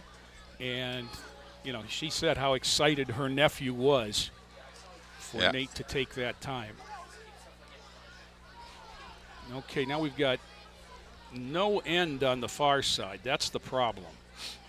Everybody bumps. We still have no end. We have 6 on the line. Okay, now Cairo Smith goes out, so I think we're going to run it to Chavis. No, we're going to throw it. Jackson looking for Evans. Oh. Wow, that would have been the play that would, set his night off. Right. Jerry did it. I haven't done it since the first game, but that's Zach. Got one hand on the ball, but unable to bring it in. And I think when he looked back, he veered his route a little bit inside, and it might have cost him what he needed. Jackson again on the run. Zach was behind the defense, but unable to bring it in. 2nd and 10. Straight ahead, Savon Chavis bounces off the stack inside the 40, first down to the 30, rumbling and bumbling and stumbling and dragging people down to about the 27-yard line. In the NFL, they chart a stat called YAC, which is yards after contact. And there's some YAC here. But right there, that's the line of there scrimmage. It is. He's hit first at the 45. and goes down at the 27. So that's 18 yards of yak. That puts him well over 100 yards. Yes, it does. Somebody down on the sidelines telling Dalen Dower about Wally Pipp. Cairo Smith gets dragged down, thrown down. Now it's going to be interesting to see where they spot this, because he was down to the 22.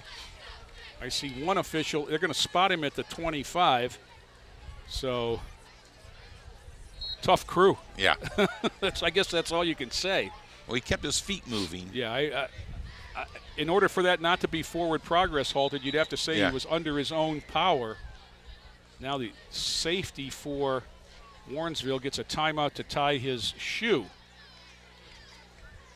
And that's fine. I mean, it's safety first. 8:18 to go, third quarter. 35-12 Lorain. It was 28-12 at the half, and Titans tacked one on after an interception from Jalen Cheers to open the quarter. Trips to the near side. Jackson's going to want to throw. Fakes it to Lighty on the bubble screen. He's got Evans down the middle. Trip. Not incidental contact. It's going to be 15, and it was accidental contact because one of the defensive backs clipped Zach's foot. A lot of times you see that just excused. Right. That's why I said incidental contact to begin with. There's the little pump. And by the time the camera got there, Zach was doing a somersault. So that is, I think that's a full 15 rather than half the distance, isn't it? Where were they at? They were on a... Oh, no, it is going to be half the distance, down to the 12. So it's going to give the Titans a first down via the penalty. Same formation. Oh, empty the backfield now. Lighty goes out on the far side slot. Smith and Chavis both on the near side. It's Lighty on the jet sweep. Lighty got the corner. Lighty inside the 5. Lighty inside the pylon to the house. He just has... That's just too much breakaway athletic speed ability there.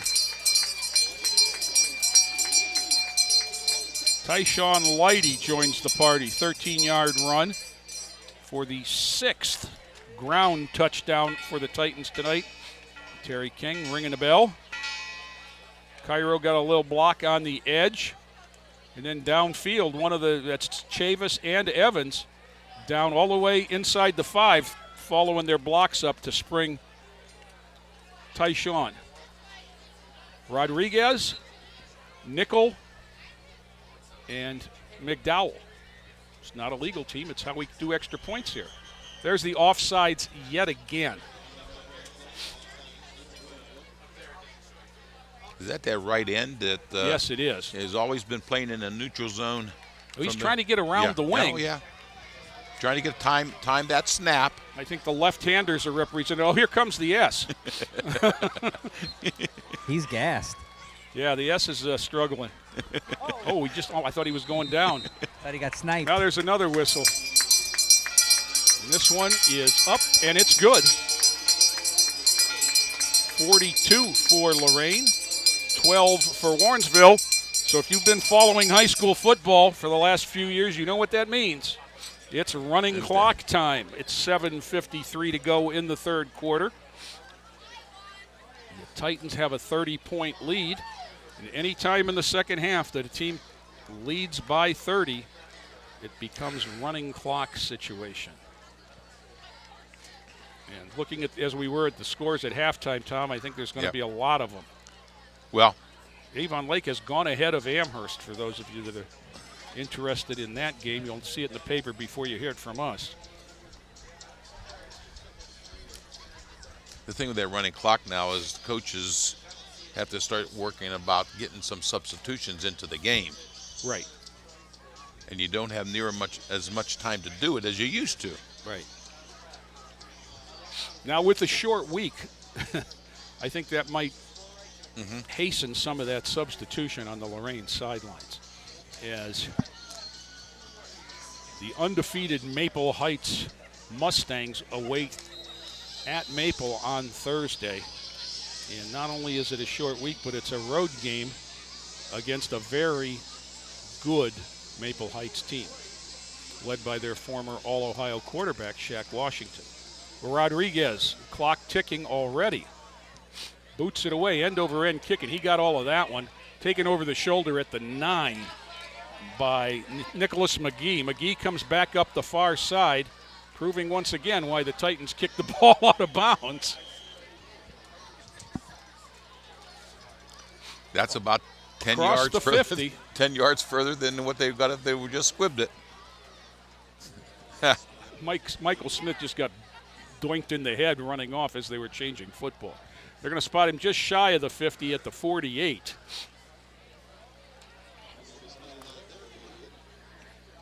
Well, one thing is, you never practice kickoff coverage live. And you get better with repetition, and when you're not covering them, it's hard to get better. So the Titans give that one up. I was going to say this wide receiver is a little bit downfield. And guys, Calvin Torres is back at linebacker, McCall back at his normal position of right end.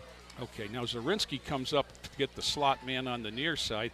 Option look, pulled down, and Byers gets a couple out to the 50. Weatherspoon was in there, Melendez was in there, and Torres and Smith. Second down and 8. 6:40 in the clock running. You see, Smith was broke into the Chronicle statistics for tackling. Oh, did he? And I put him somewhere in there. He's the leading tackler on Lorain's team now, playing both ways. Sometimes diminishes your defensive times. Byers back now, wants to run, rolling and pulls it down. Melendez got him just short of the line, and his buddy, his opposite number, McCall, forced him in, and Melendez wrapped him up. It's going to be a loss of 1. It's going to be 3rd and 9. 6 minutes to go in the third quarter. Jay, you called that right. McCall is what really made that play. Right. He fought off a block, kept contained, and turned it in just like you have to when you're playing that outside end. Well, and they did a good job keeping Byers in the pocket, and then they forced him back. And that was Weatherspoon back there forcing him to run around. So 3rd and 9.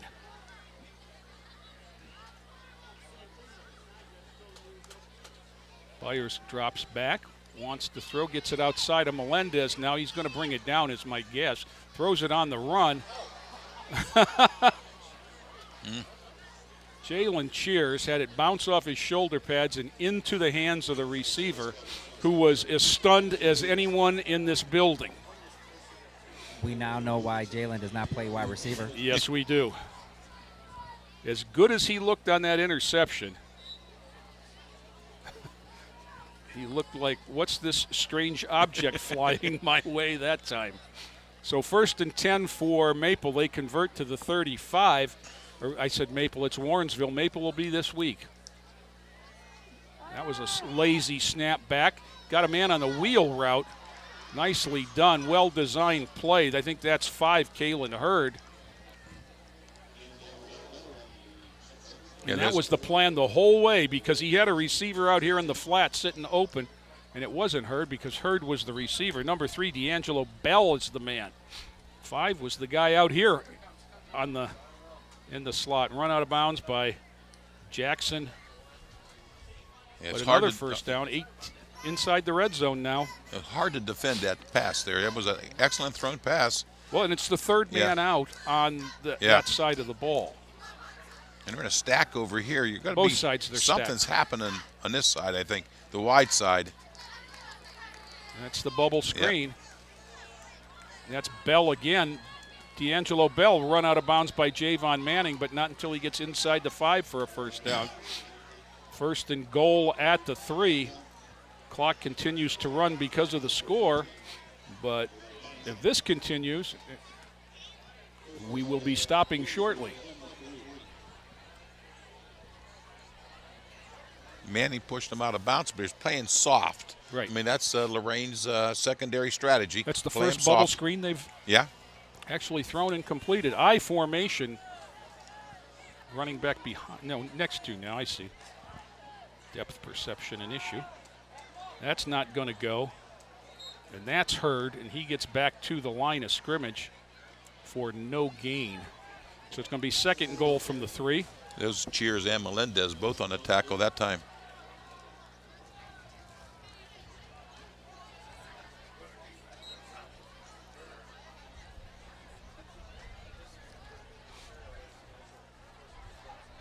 This makes it a little bit difficult for Warrensville because the defense is more compressed. So they have to look for holes. Snapback is dropped away from Chavis. Cheers is chasing. Defensive. It's a touchdown. I'm laughing because Devontae Jackson, we'll see it on the replay. He got grabbed and thrown past the 10-yard line. And I don't mean like. Yes. I mean, this was a hog tie. Did they not throw a flag there? No. Do I see a flag? I see the official over there. That's ridiculous. I mean. That's what you're talking about right there. Yeah, he just got thrown. And didn't he have a part of his shirt, too? Yeah. I mean, he was pulling his shirt away. Oh. So, 42-18. Warrensville will go for 2. The clock is stopped and will now run normally as they are inside 30.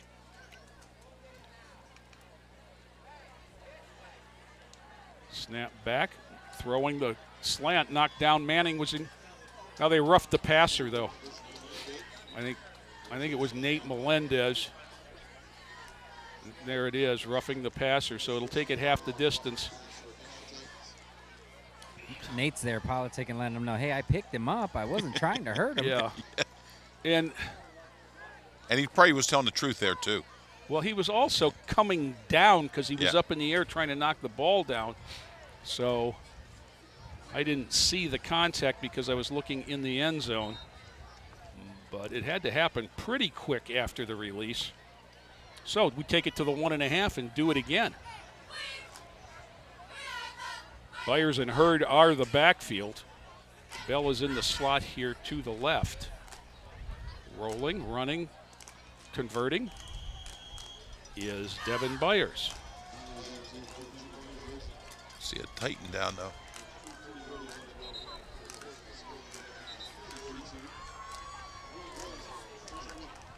Looks like Melendez.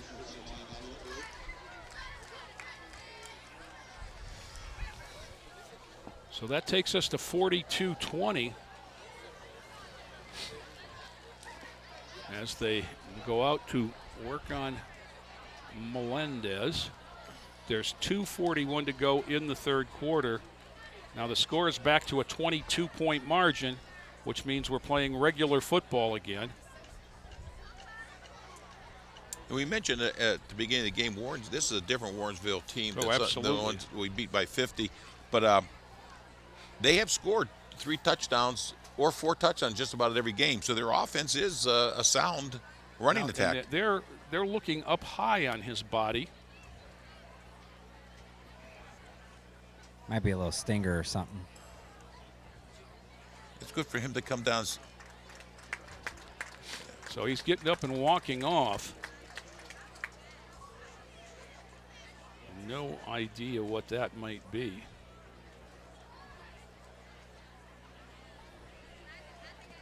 If he was a left-handed pitcher, I'd say maybe a rotator cuff. Yeah. The way he's tried to shake it out. The left hand is kind of swinging loose, but it doesn't look like it's in pain, and he's moving the right hand around, drinking water with it. So. And he gave the thumbs up. He's good to go. Okay, good. Didn't want to get yelled at for that penalty. 42-20 as Warrensville puts it in play. Number 53, Davion Porter, is the kicker.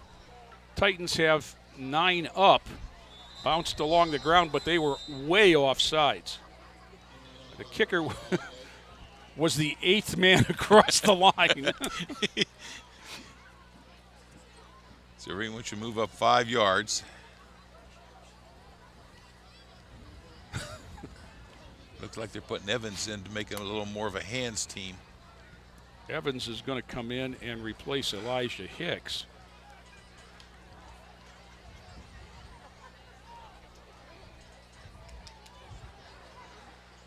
Now, if I had to guess, the ball's going to find ball is going to find McDowell.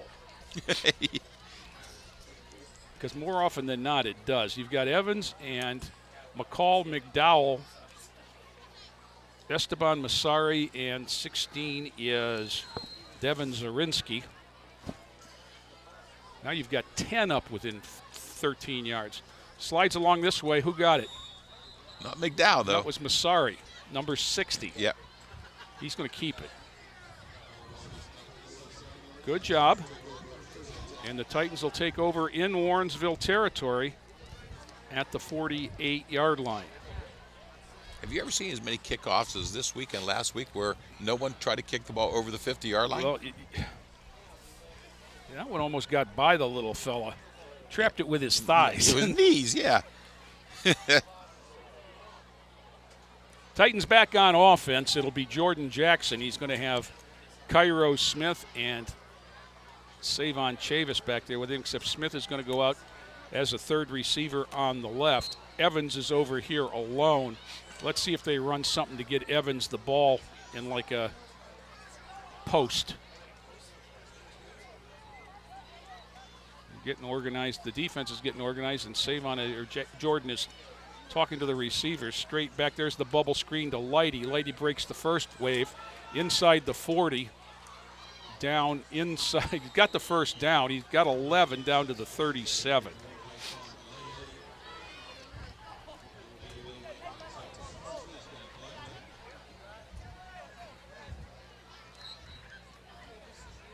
Nice job again downfield. That was Edwards holding his block for a while to allow him to get the first down.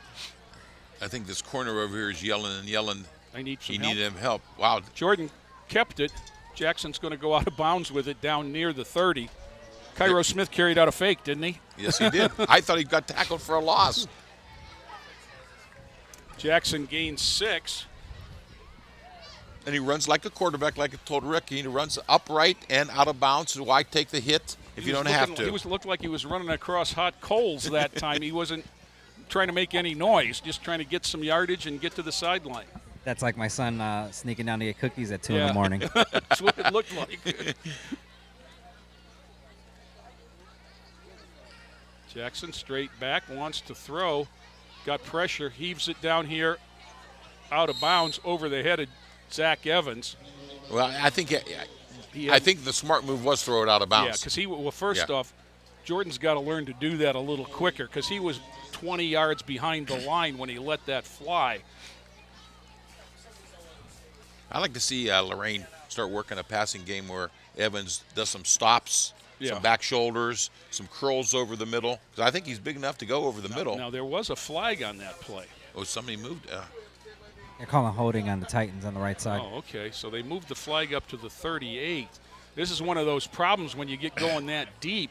Mm-hmm. I mean, that's 6 yards behind the line. They'll start marching the penalty off. So it's going to be 16 by the time the loss is done, as it's going to be back to the 48-yard line, I believe. And it's going to be second down, but they've got to get now 21.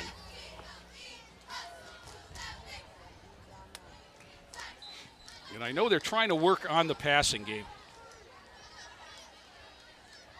Again, Jackson wants the screen, and it's not there. They covered Chavis.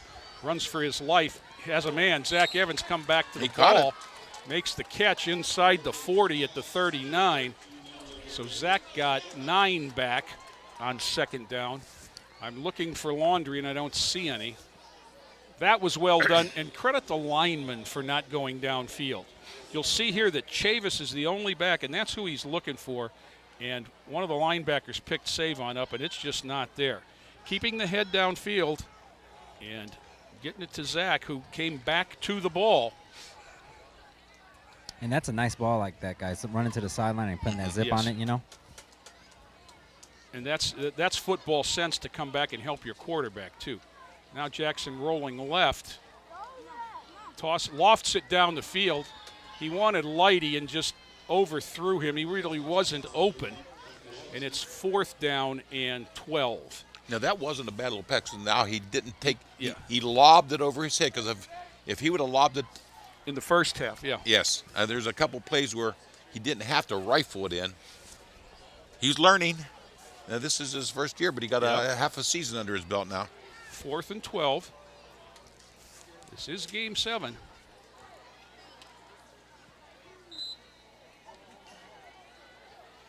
I can see Zach on a little skinny post here. I think the safety's shading towards the other side. Yeah, where the Twins are. He's rolling to Evans' side. Ah. Oh, my goodness. What Jordan did was motion for Zach to go downfield, and as he turned, he ran somebody into did the hokey pokey with him. They turned him all around. And that's what that's all about. 1st and 10 for Warrensville at the 39. Yeah, Jordan's going to look at this play and wish he would have let the ball go because Evans was open on that stop route at at the sticks. They're talking about it now. Coach Killian out talking to the officials, and it almost seems like the officials are refereeing the score a little bit here between the play that Warrensville scored on and a couple of grabs in the backfield there. It seems like it's loose. It's gotten more liberal. How about that? Now Warrensville needs to get to 11, and I think they're still 1 short. 2 short. There's 1. Now they're calling timeout. Now they come back over the ball. They do have 7 on the line, but they only had 9 in the game. And Byers, the secret weapon, Isaiah McDowell was there, along with a host of Malik others. McCall, Cairo Smith, and a lot of their friends. No gain is the spot. Bad snap to top everything else off. Zach Evans also there. Actually, I think Cheers knocked the whole pile down. Yeah. Pound for pound, Jalen Cheers is as strong as anyone on this football team. I've seen him work in the weight room. Now this is 19 seconds left, but the clock is stopped. So Warrensville is going to take a timeout. And I think that's just organizational because I don't think they had 11 men on the field the last time, and it didn't look like anybody else came out, Tom. As you see the Lorain High cheerleaders working hard down there on the track. Well, that's the Warrensville girls. The Warrensville came over to do the cheer. All I saw was the dark uniforms and couldn't tell until I saw the yellow in the back that it was Warrensville. It gets a nice round of applause from the partisan Lorain fans. There's certainly a lot more people here than there are on the other side. You could probably take attendance with your 2 hands over there. Have a finger left to scratch your ear. That's the one problem with this league. They don't travel well. Nobody in the league travels well. That is, and, you know, Thursday night is not only an oddball night for Lorain to travel, but it's also parent-teacher conference night for the Titans. So that's going to limit who travels to Maple. Okay, they've got 7 on the line, 4 in the backfield. That is 11. Trips to the top. Low snap. Rolling. Jalen Cheers just forced that bad throw. It was intended for Kalen Hurd, number 5. 3rd and 10. I think they're just 14 seconds left, and the clock is stopped. They're just doing a kind of a student body rush because they brought up 2 linebackers and just the nose man just bull rushing the center. We laugh. That is that's like the LEL defense is we're going to bring more than you can block. I mean, that is the Shaw defensive philosophy for sure. You got 5 in, we'll send 6. You got 7 in, we'll send 8. Empty backfield, 5 receivers out. Snap back, pulled in, coming up, going to throw it long. Got a man over the middle, picked off. Javon Manning coming the other way, 40, 45, out to the 47-yard line. And with 1 second left, gotta love. Yeah. Gotta love an honest clock. Nice to see Javon Manning make a splash play there. Yes, exactly. He needs that. He dropped well, and you'll see it here. Had his eyes on the receiver the whole time, turned and found the football off the receiver, came back with it. And guys, real quick, I had a chance to talk to Yusuf Alseer, and one thing he told me was that the 2 losses that they had really humbled the squad and has brought them together, and they're really excited moving forward to finish out the rest of the season. Well, good, because they lost to a very good Clarkson team from Canada, but last week was just an anomaly to me. Evans is at tight end. Jackson on the give. Cairo Smith cuts it back across the 50. I said the first couple of seconds of the run is when they grab him, and then there's another 5 or 10 where they have to try and throw him down. So we've played 3 here at the George. We had a running clock. Now we have a stopped clock. It is 42-20. Lorain will be back with fourth quarter action after this timeout. Veterans benefits earned through your service in the National Guard or Reserve can offer a range of support. I wouldn't be here today as a successful woman without the help that I received. From home loans to job training, go to benefits.va.gov/Guard Reserve to find out more, even how to apply online using e-benefits. This is one of the best things I ever did in my life. We were very fortunate to have these benefits, so we definitely ought to use them. Achieve your next mission. Learn about your VA benefits today. Sergeant Michelle Garcia served meritoriously in Iraq and has the medals to prove it. Soon after leaving the Navy, Lieutenant Chris Scott found a job, a home, and started a family of his own. Corpsman Richard Stokely took the skills he learned in Vietnam and put them to good use as a paramedic. But soon after leaving the military, each of these veterans fell on hard times and faced homelessness.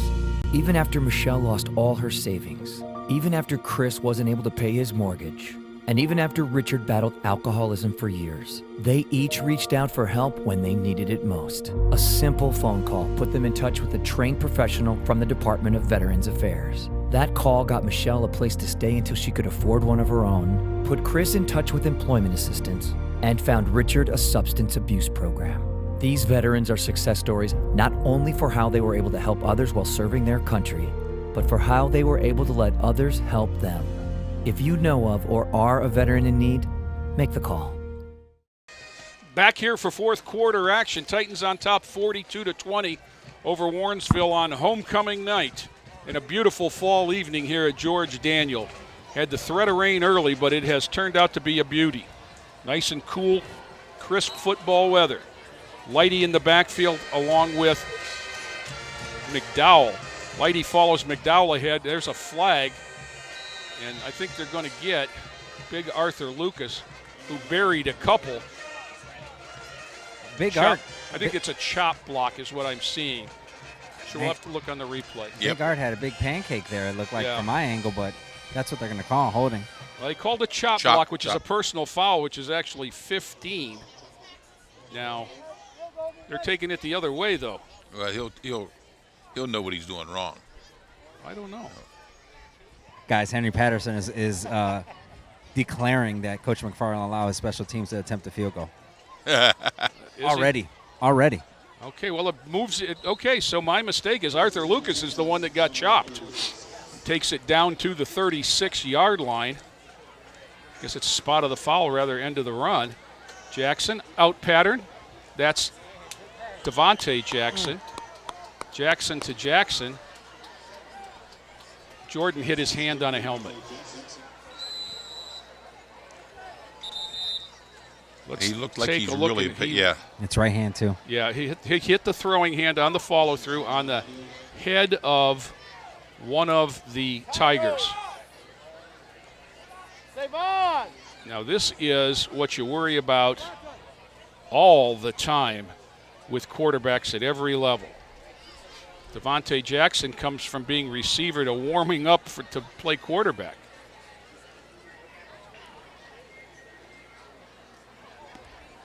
And, Devontae's not that bad of an option. He could spin it. Yeah, but what you're worried about here is the experience that you have is down on one knee at on the logo. Now he gets up, but it was never a question of a leg. The right hand's hanging a little bit lower, and Tracy Menges will get over here. I think his night was just about done anyway. Yeah, with a 42-20 lead, you know, you pushing it. And just what we didn't need to see happen on Maple Heights week is an injury to another starter. Now, Jordan will sit down. Tracy will go to the kit. He's going to spray it, and going to imagine she's going to tape some ice to it. So Jackson is at quarterback. Now we've got all kinds of. Chavis is going to end to take Jackson's spot. Edwards is inside of Evans on this side.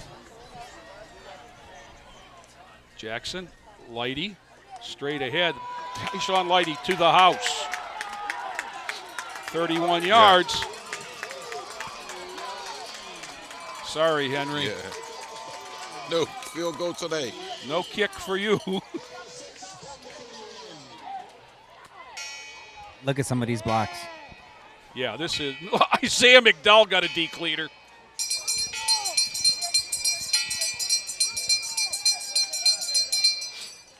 Can we see that one more time, guys?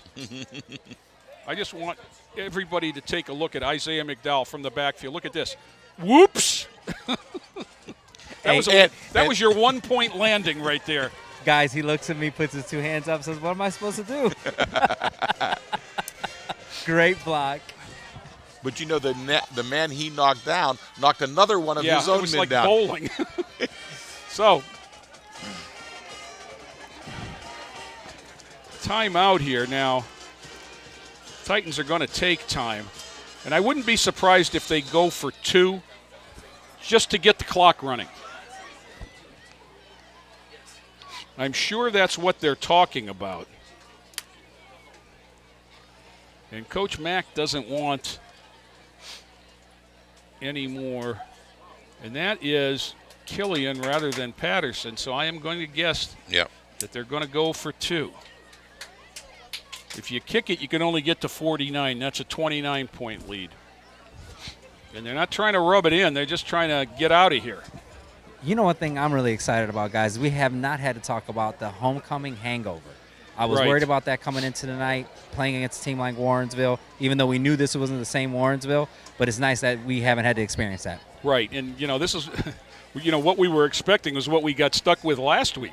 Yes. To be quite honest with you, was that just hangover kind of game after the loss to Clarkson. They came out and gave up 19 points in the first quarter last week, fought their way back, but then Cleveland Heights turned it on at the end. Now the Titans are being called out. The ball is spotted in the middle of the field. It's still Addis Alzier and Colin Thomas on the right. Lucas and Darian Martinez on the left. Jackson has Lighty with him. And Savon Chavis, Cario Edwards, and Zach Evans to the far side. This is an unbalanced look as they don't have enough men on the line of scrimmage. Unless they got 2 up, and it's going to be a bubble screen to Cario.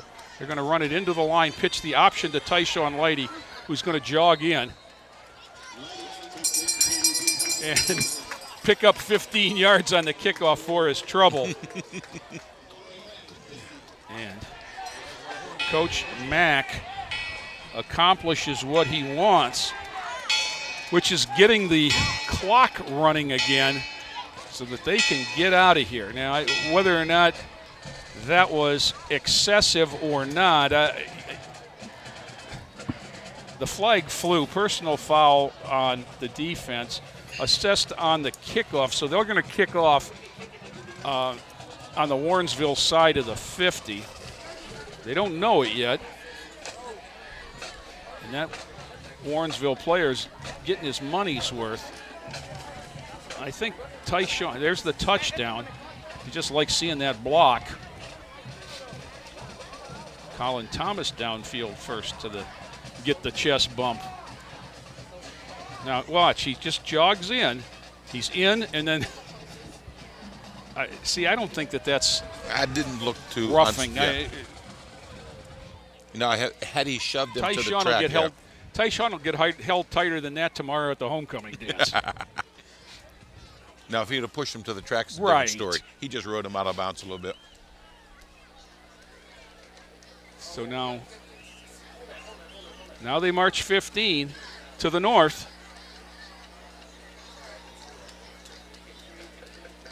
Neither side prepared for this, as the Warrensville player has to move. Rodriguez says, hey, they're telling him, hey, get your tee and move up. Now, Mark Rodriguez can put it in the end zone from there. I like to see him do it rather than the onside. Yeah. So he gets the kick from the 45. The Warrensville line will drop back to the 35. And guys, he's got the wind to his back. He might even be able to make a field goal from here. Let's see. Well, that's 55 yards. He's a man if he does that. He's the man if he does that.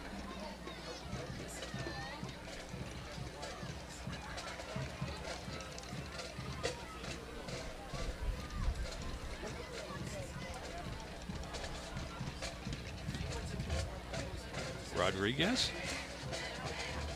Nope, just kicks it into the hole where it's covered at the 24-yard line. So they play the field position game. And the problem with going for the end zone is if you don't get it there, you've had trouble all night covering kicks. You've given 2 long returns across midfield. Yes. So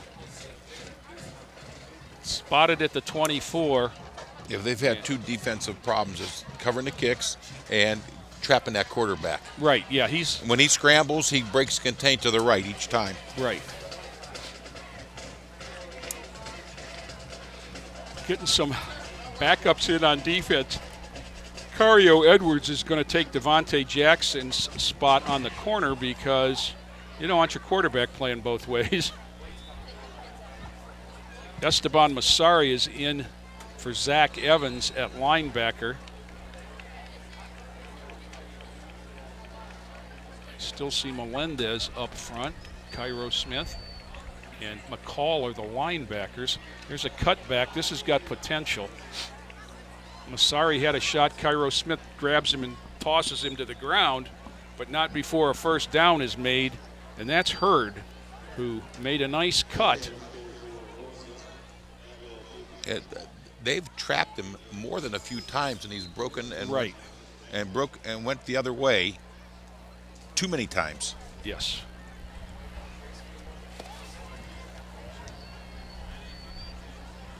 For the Titans, number 55 is in on the nose. Rick, I have no idea who that might be if you can find out. That's Della Paula. Is that Della Paula? Oh, was that 59? Okay.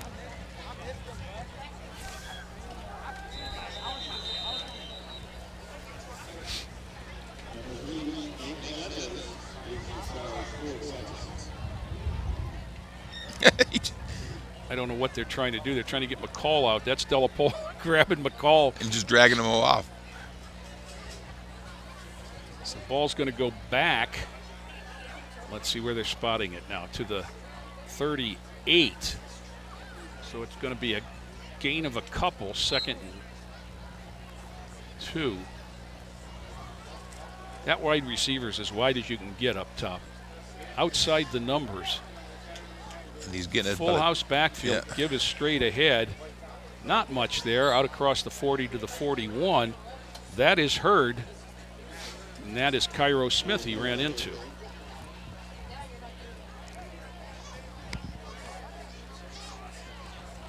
Well, that is Della Paula 59. I should.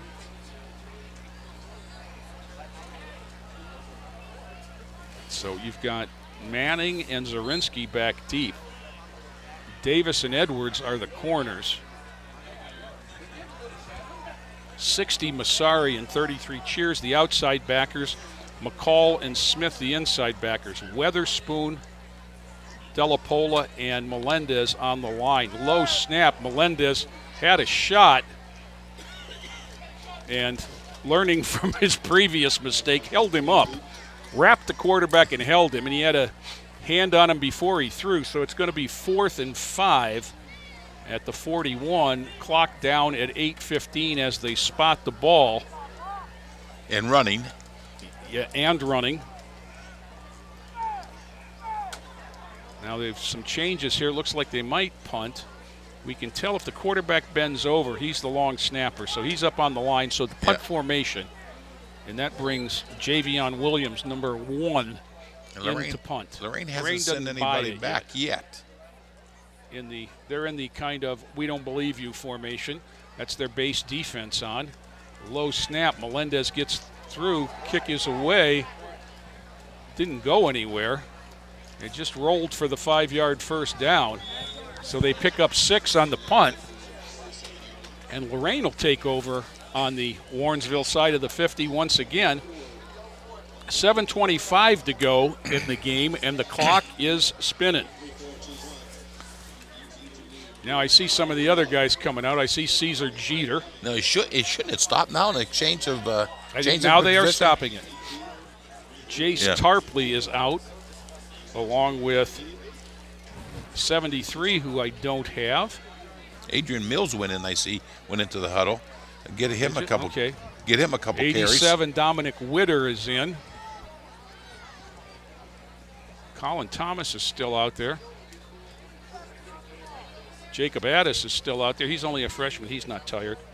And what a job has he done all year long, Oh, guys. yes. There's no doubt about it. Unsung Hero Award. Now, Cheers comes in, proving that you don't have to have great hands to play. No, I'm not going to tease him. He had an interception. That's McDowell in the backfield next to Mills, and Jackson is between them. The clock now winds. Is he going to wait for the 25 seconds to cut down? That's what he looks like. He's looking at the back judge. Snap. That's Mills. Mills inside the 40 to the 38. Going to be about 1.5 yards shy. Anthony Harley, number 6, comes in for Mills now. Cheers goes out, and 16, Devin Zarinsky comes in at wide receiver. So on the near side, it's Caesar Jeter outside of Dominic Witter, and that's Zarinsky at the top. 2nd down and call it 2. 6:20 to go. Guys, I'm here joining the stands with one of the legendary Titans and Titans lore, Carlos Chavis. Carlos, let's get your thoughts on what's your career like at Ashland. How's it going? It's doing pretty fine. We still we're at a slow pace right now with where we're at. We came into some issues with our quarterback this year, but we're doing fine. It's a young team. Next year, even better. Everybody's growing, and we're having a pretty good season. So. How about yourself? Have you exceeded some of your goals and met those goals? Where are you at personally? Right now, they're still trying to find me. At the point, I'm so athletic. I'm too athletic to just play one position. They're still trying to figure me out if I should play both sides of the field. They're still trying to find me. I'm still trying to find myself, and I'm just being patient. So that's all it really is to it. Well, one thing we know about you here in Lorain, you're a leader of men, and you did a great job on and off the field in the community. What do you think about your brother and where he's at? I think he had a good position right now. Like I said, he's in Young Scholars right now, so the education is taken care of. He's exceeding in the field. He's doing pretty good on the field. He's too big for all these dudes out here. Everybody's little, but I feel like he's doing pretty well as a junior this year, and I'm glad I'm able to watch him and play. So he's doing pretty well. Now, last year when you were a senior and it was your homecoming year, you stopped the internet with some of your pictures online. Is your brother Sue going to be on point tomorrow? You said what? Is your brother Sue going to be on point tomorrow? For homecoming, I didn't even check out his outfit. He didn't even show me his outfit yet, but hopefully he'll dress to impress. So, hey, you get it from me. There you go, guys. That's Carlos Chavis. Thanks, Carlos. And Rick, injured player on the field is one of the Tiger defenders. The last carry was Anthony Harley, who picked up a first down on the 35. And we've been here since as they're out checking out the injured player. It does give me a chance to make some thank yous to our friends from Club TV 20 and Terry Trout down there on the field. Is he back up here now? Now he's back up here. But I really want to thank these, can't call them student athletes, student scholars. Yes. Jaden Morales, Marquintez Graham, Charles Thompson, Isabel Sanchez, Harley Ann McQuaid, Joe Vaughn, Eddie Santiago, and Sundus Deef. Thank you so much for giving up your Friday nights to get us on the air and making what we do whole. And much better. Yes, much better. And, you know, I think back to Joe, where we started, Joe Bach, those years ago when we were in that little booth at the other end. And I was down there with Ron Bacalar and Joe on a camera, and that was us. Yes. And we still get to do that every once in a while. Joe and I did a game. I was on a stool, and he was on a ladder on Wednesday as we were out at the Southview Middle School.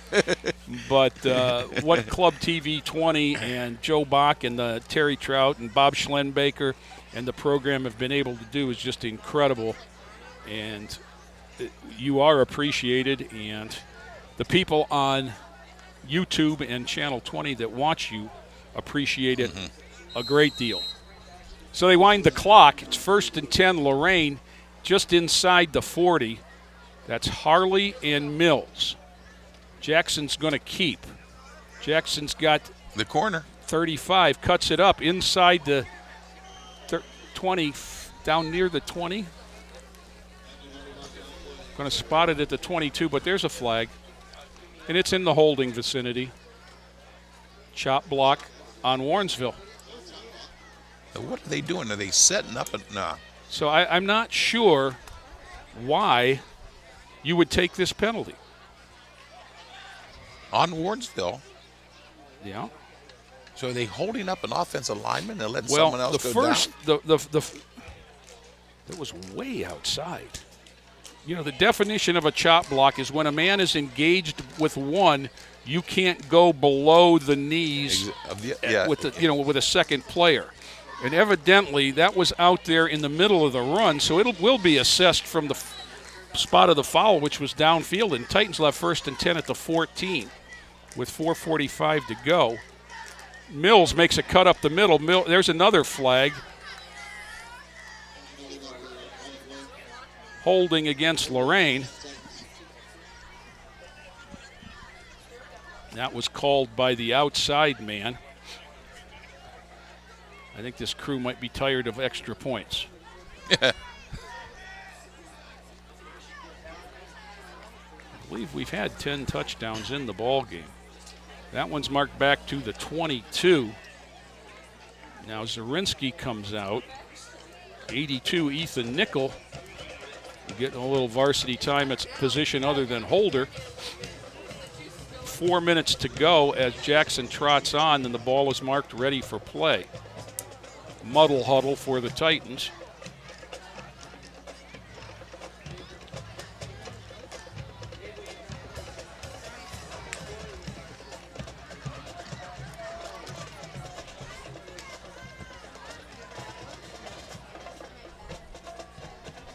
Jackson waiting as long as he can. There's the snap. Pitch behind Harley on the ground, picked up by Warrensville. Devontae Jackson drags the defender down outside the 45. That is number 10, Anthony Little. So Harley unable to handle the toss on the sweep. It just looked like a mixed up something. It didn't look right from Something's wrong, yeah. from the jump. So with 3:23 to go, we'll change ends of the field, move the sticks. Here's the replay, and it hit the back of Harley. And Devontae reverted to his defensive mode, and Warrensville has the ball 1st and 10 at their 46. 3:23 to go. Clock is stopped on change of possession, but now it's started as it's marked ready for play. Mike Smith in at inside linebacker. McDowell, Weatherspoon, and Della Pola on the line. That is McCall and Smith inside.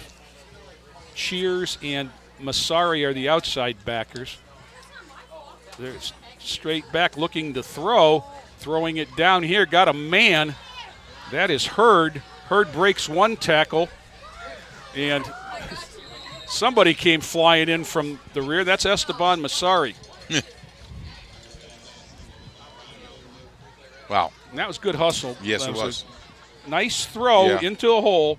When you've got your mismatched unit in, you get these openings. It's a nice throw into an opening. Breaking the tackle of Smith. Spinning around, goes past Smith and Davis again, but Masari jumps on him. Speaking of hustle downfield, do you see the play that Rashad Berry made last week in the Penn State game?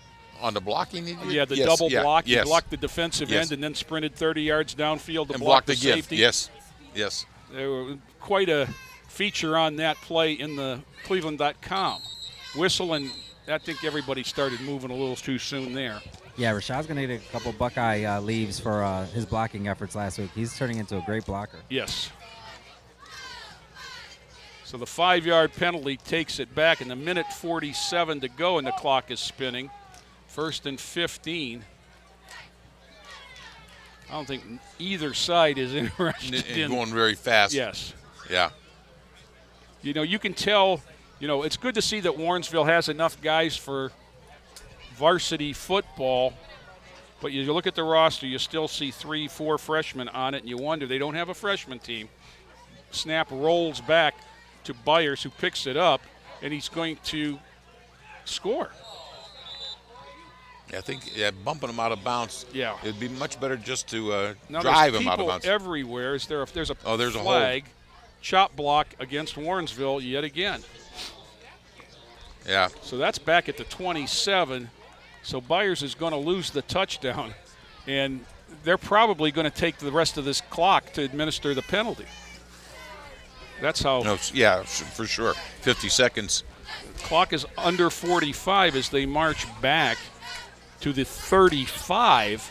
Instead of a touchdown, it is 1st and 25. And real quick, if I could give a tip of the cap to the refereeing crew, they've done a great job tonight.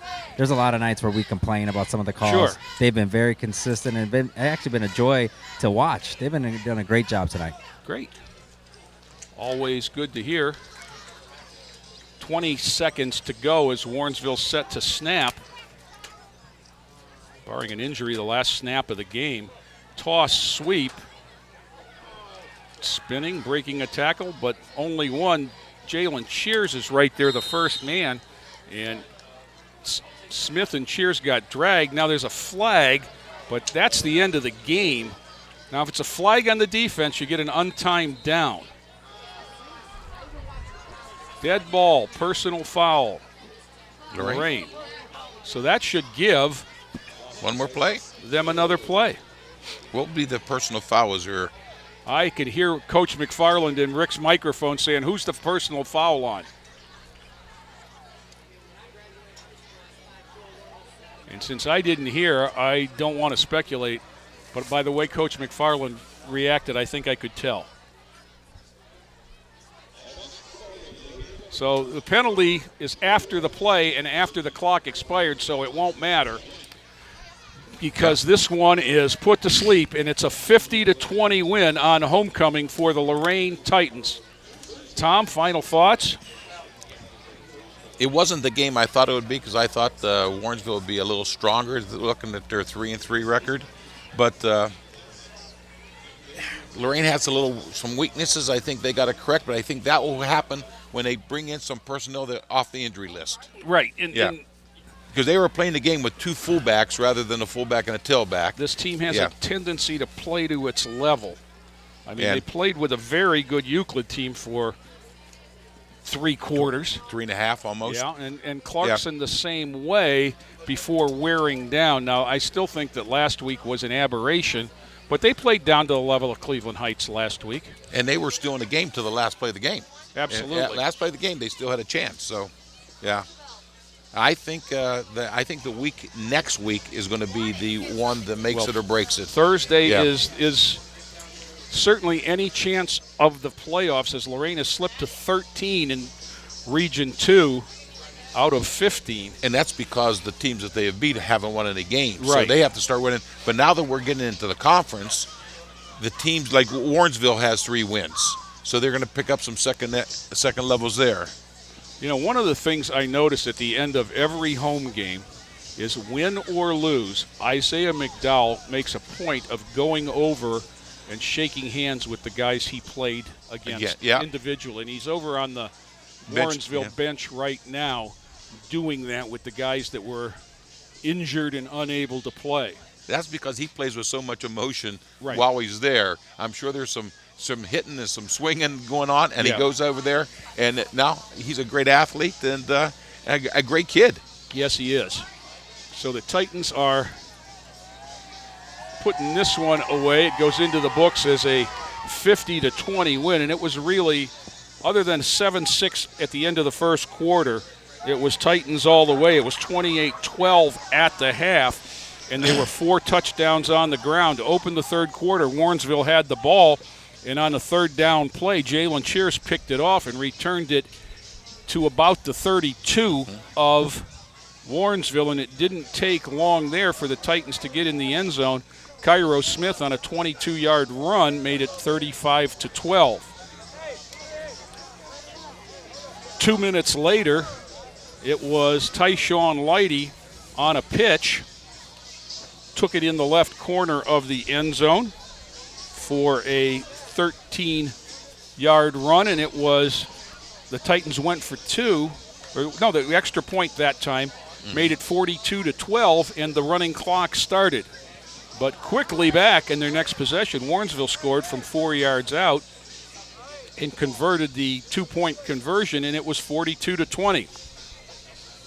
And then with 11:22 to go in the ball game, the Titans finished the scoring, and it was Tyshawn Lighty again with a 31-yard run, and the Titans went for 2 to keep the clock running, not to embarrass anybody. They wanted the 30-point lead to run the clock at that point because they want to try and get out of here without any injuries. And quite honestly, the status of Jordan Jackson's hand is as much interest as Dalen Dower's foot ankle, as we get ready for Maple Heights. Rick, you been able to corral anybody down there on the field? Yeah, working on it. Give me a few seconds, guys. Okay. Malik McCall has too much energy, and Jordan Jackson is one of the guys chasing him, so that's a good thing to see. Yeah, he's not nursing that hand, and I think he's going to be okay. No, and it's too and I don't know what Jordan would have done if he'd have caught him. Guys, I was able to grab 2 of the Titans for this great victory. It's 50-20. Isaiah, let's get your thoughts on the game. Well, at first, we came out and we wasn't doing our job well. But, after when halftime came, coaches talked to us, and we came out and we just came and did our job. We've been practicing a lot. Dalen wasn't able to play this week, and Coach McFarland talked to me. He said, we're going to need you, we're going to need Cairo, so we need to practice a lot. So I just came in and I did my job, and we blocked well. Now, some of your blocks that you had at the point of attack were excruciating, so much that I even interrupted the broadcast. Let's talk about what you seen up front. Well, what I seen was I seen the line blocking down like how they're supposed to, and on a Browns play or a Cleveland play, I'm supposed to get the end coming down or the outside linebacker. And he was just there, and I just put my head on him like I'm supposed to. Rick, ask him about the block on the last touchdown, the lead block. On the last touchdown that you had a lead block when you were in the backfield. What happened on that play? Well, at first it was supposed to be a Cleveland. I was supposed to get the ball, and then Jordan had read it. He said, no, it gotta be the Browns. So then just came out. I started running towards the hole that we were supposed to go to, and the dude that just happened to be there ended up getting on the ground. From my angle, from what I could hear, I heard him say "mom." Did he say "mommy"? Yeah, he was crying. There were 2 hits. McDowell hit him, and he hit the ground. Great job.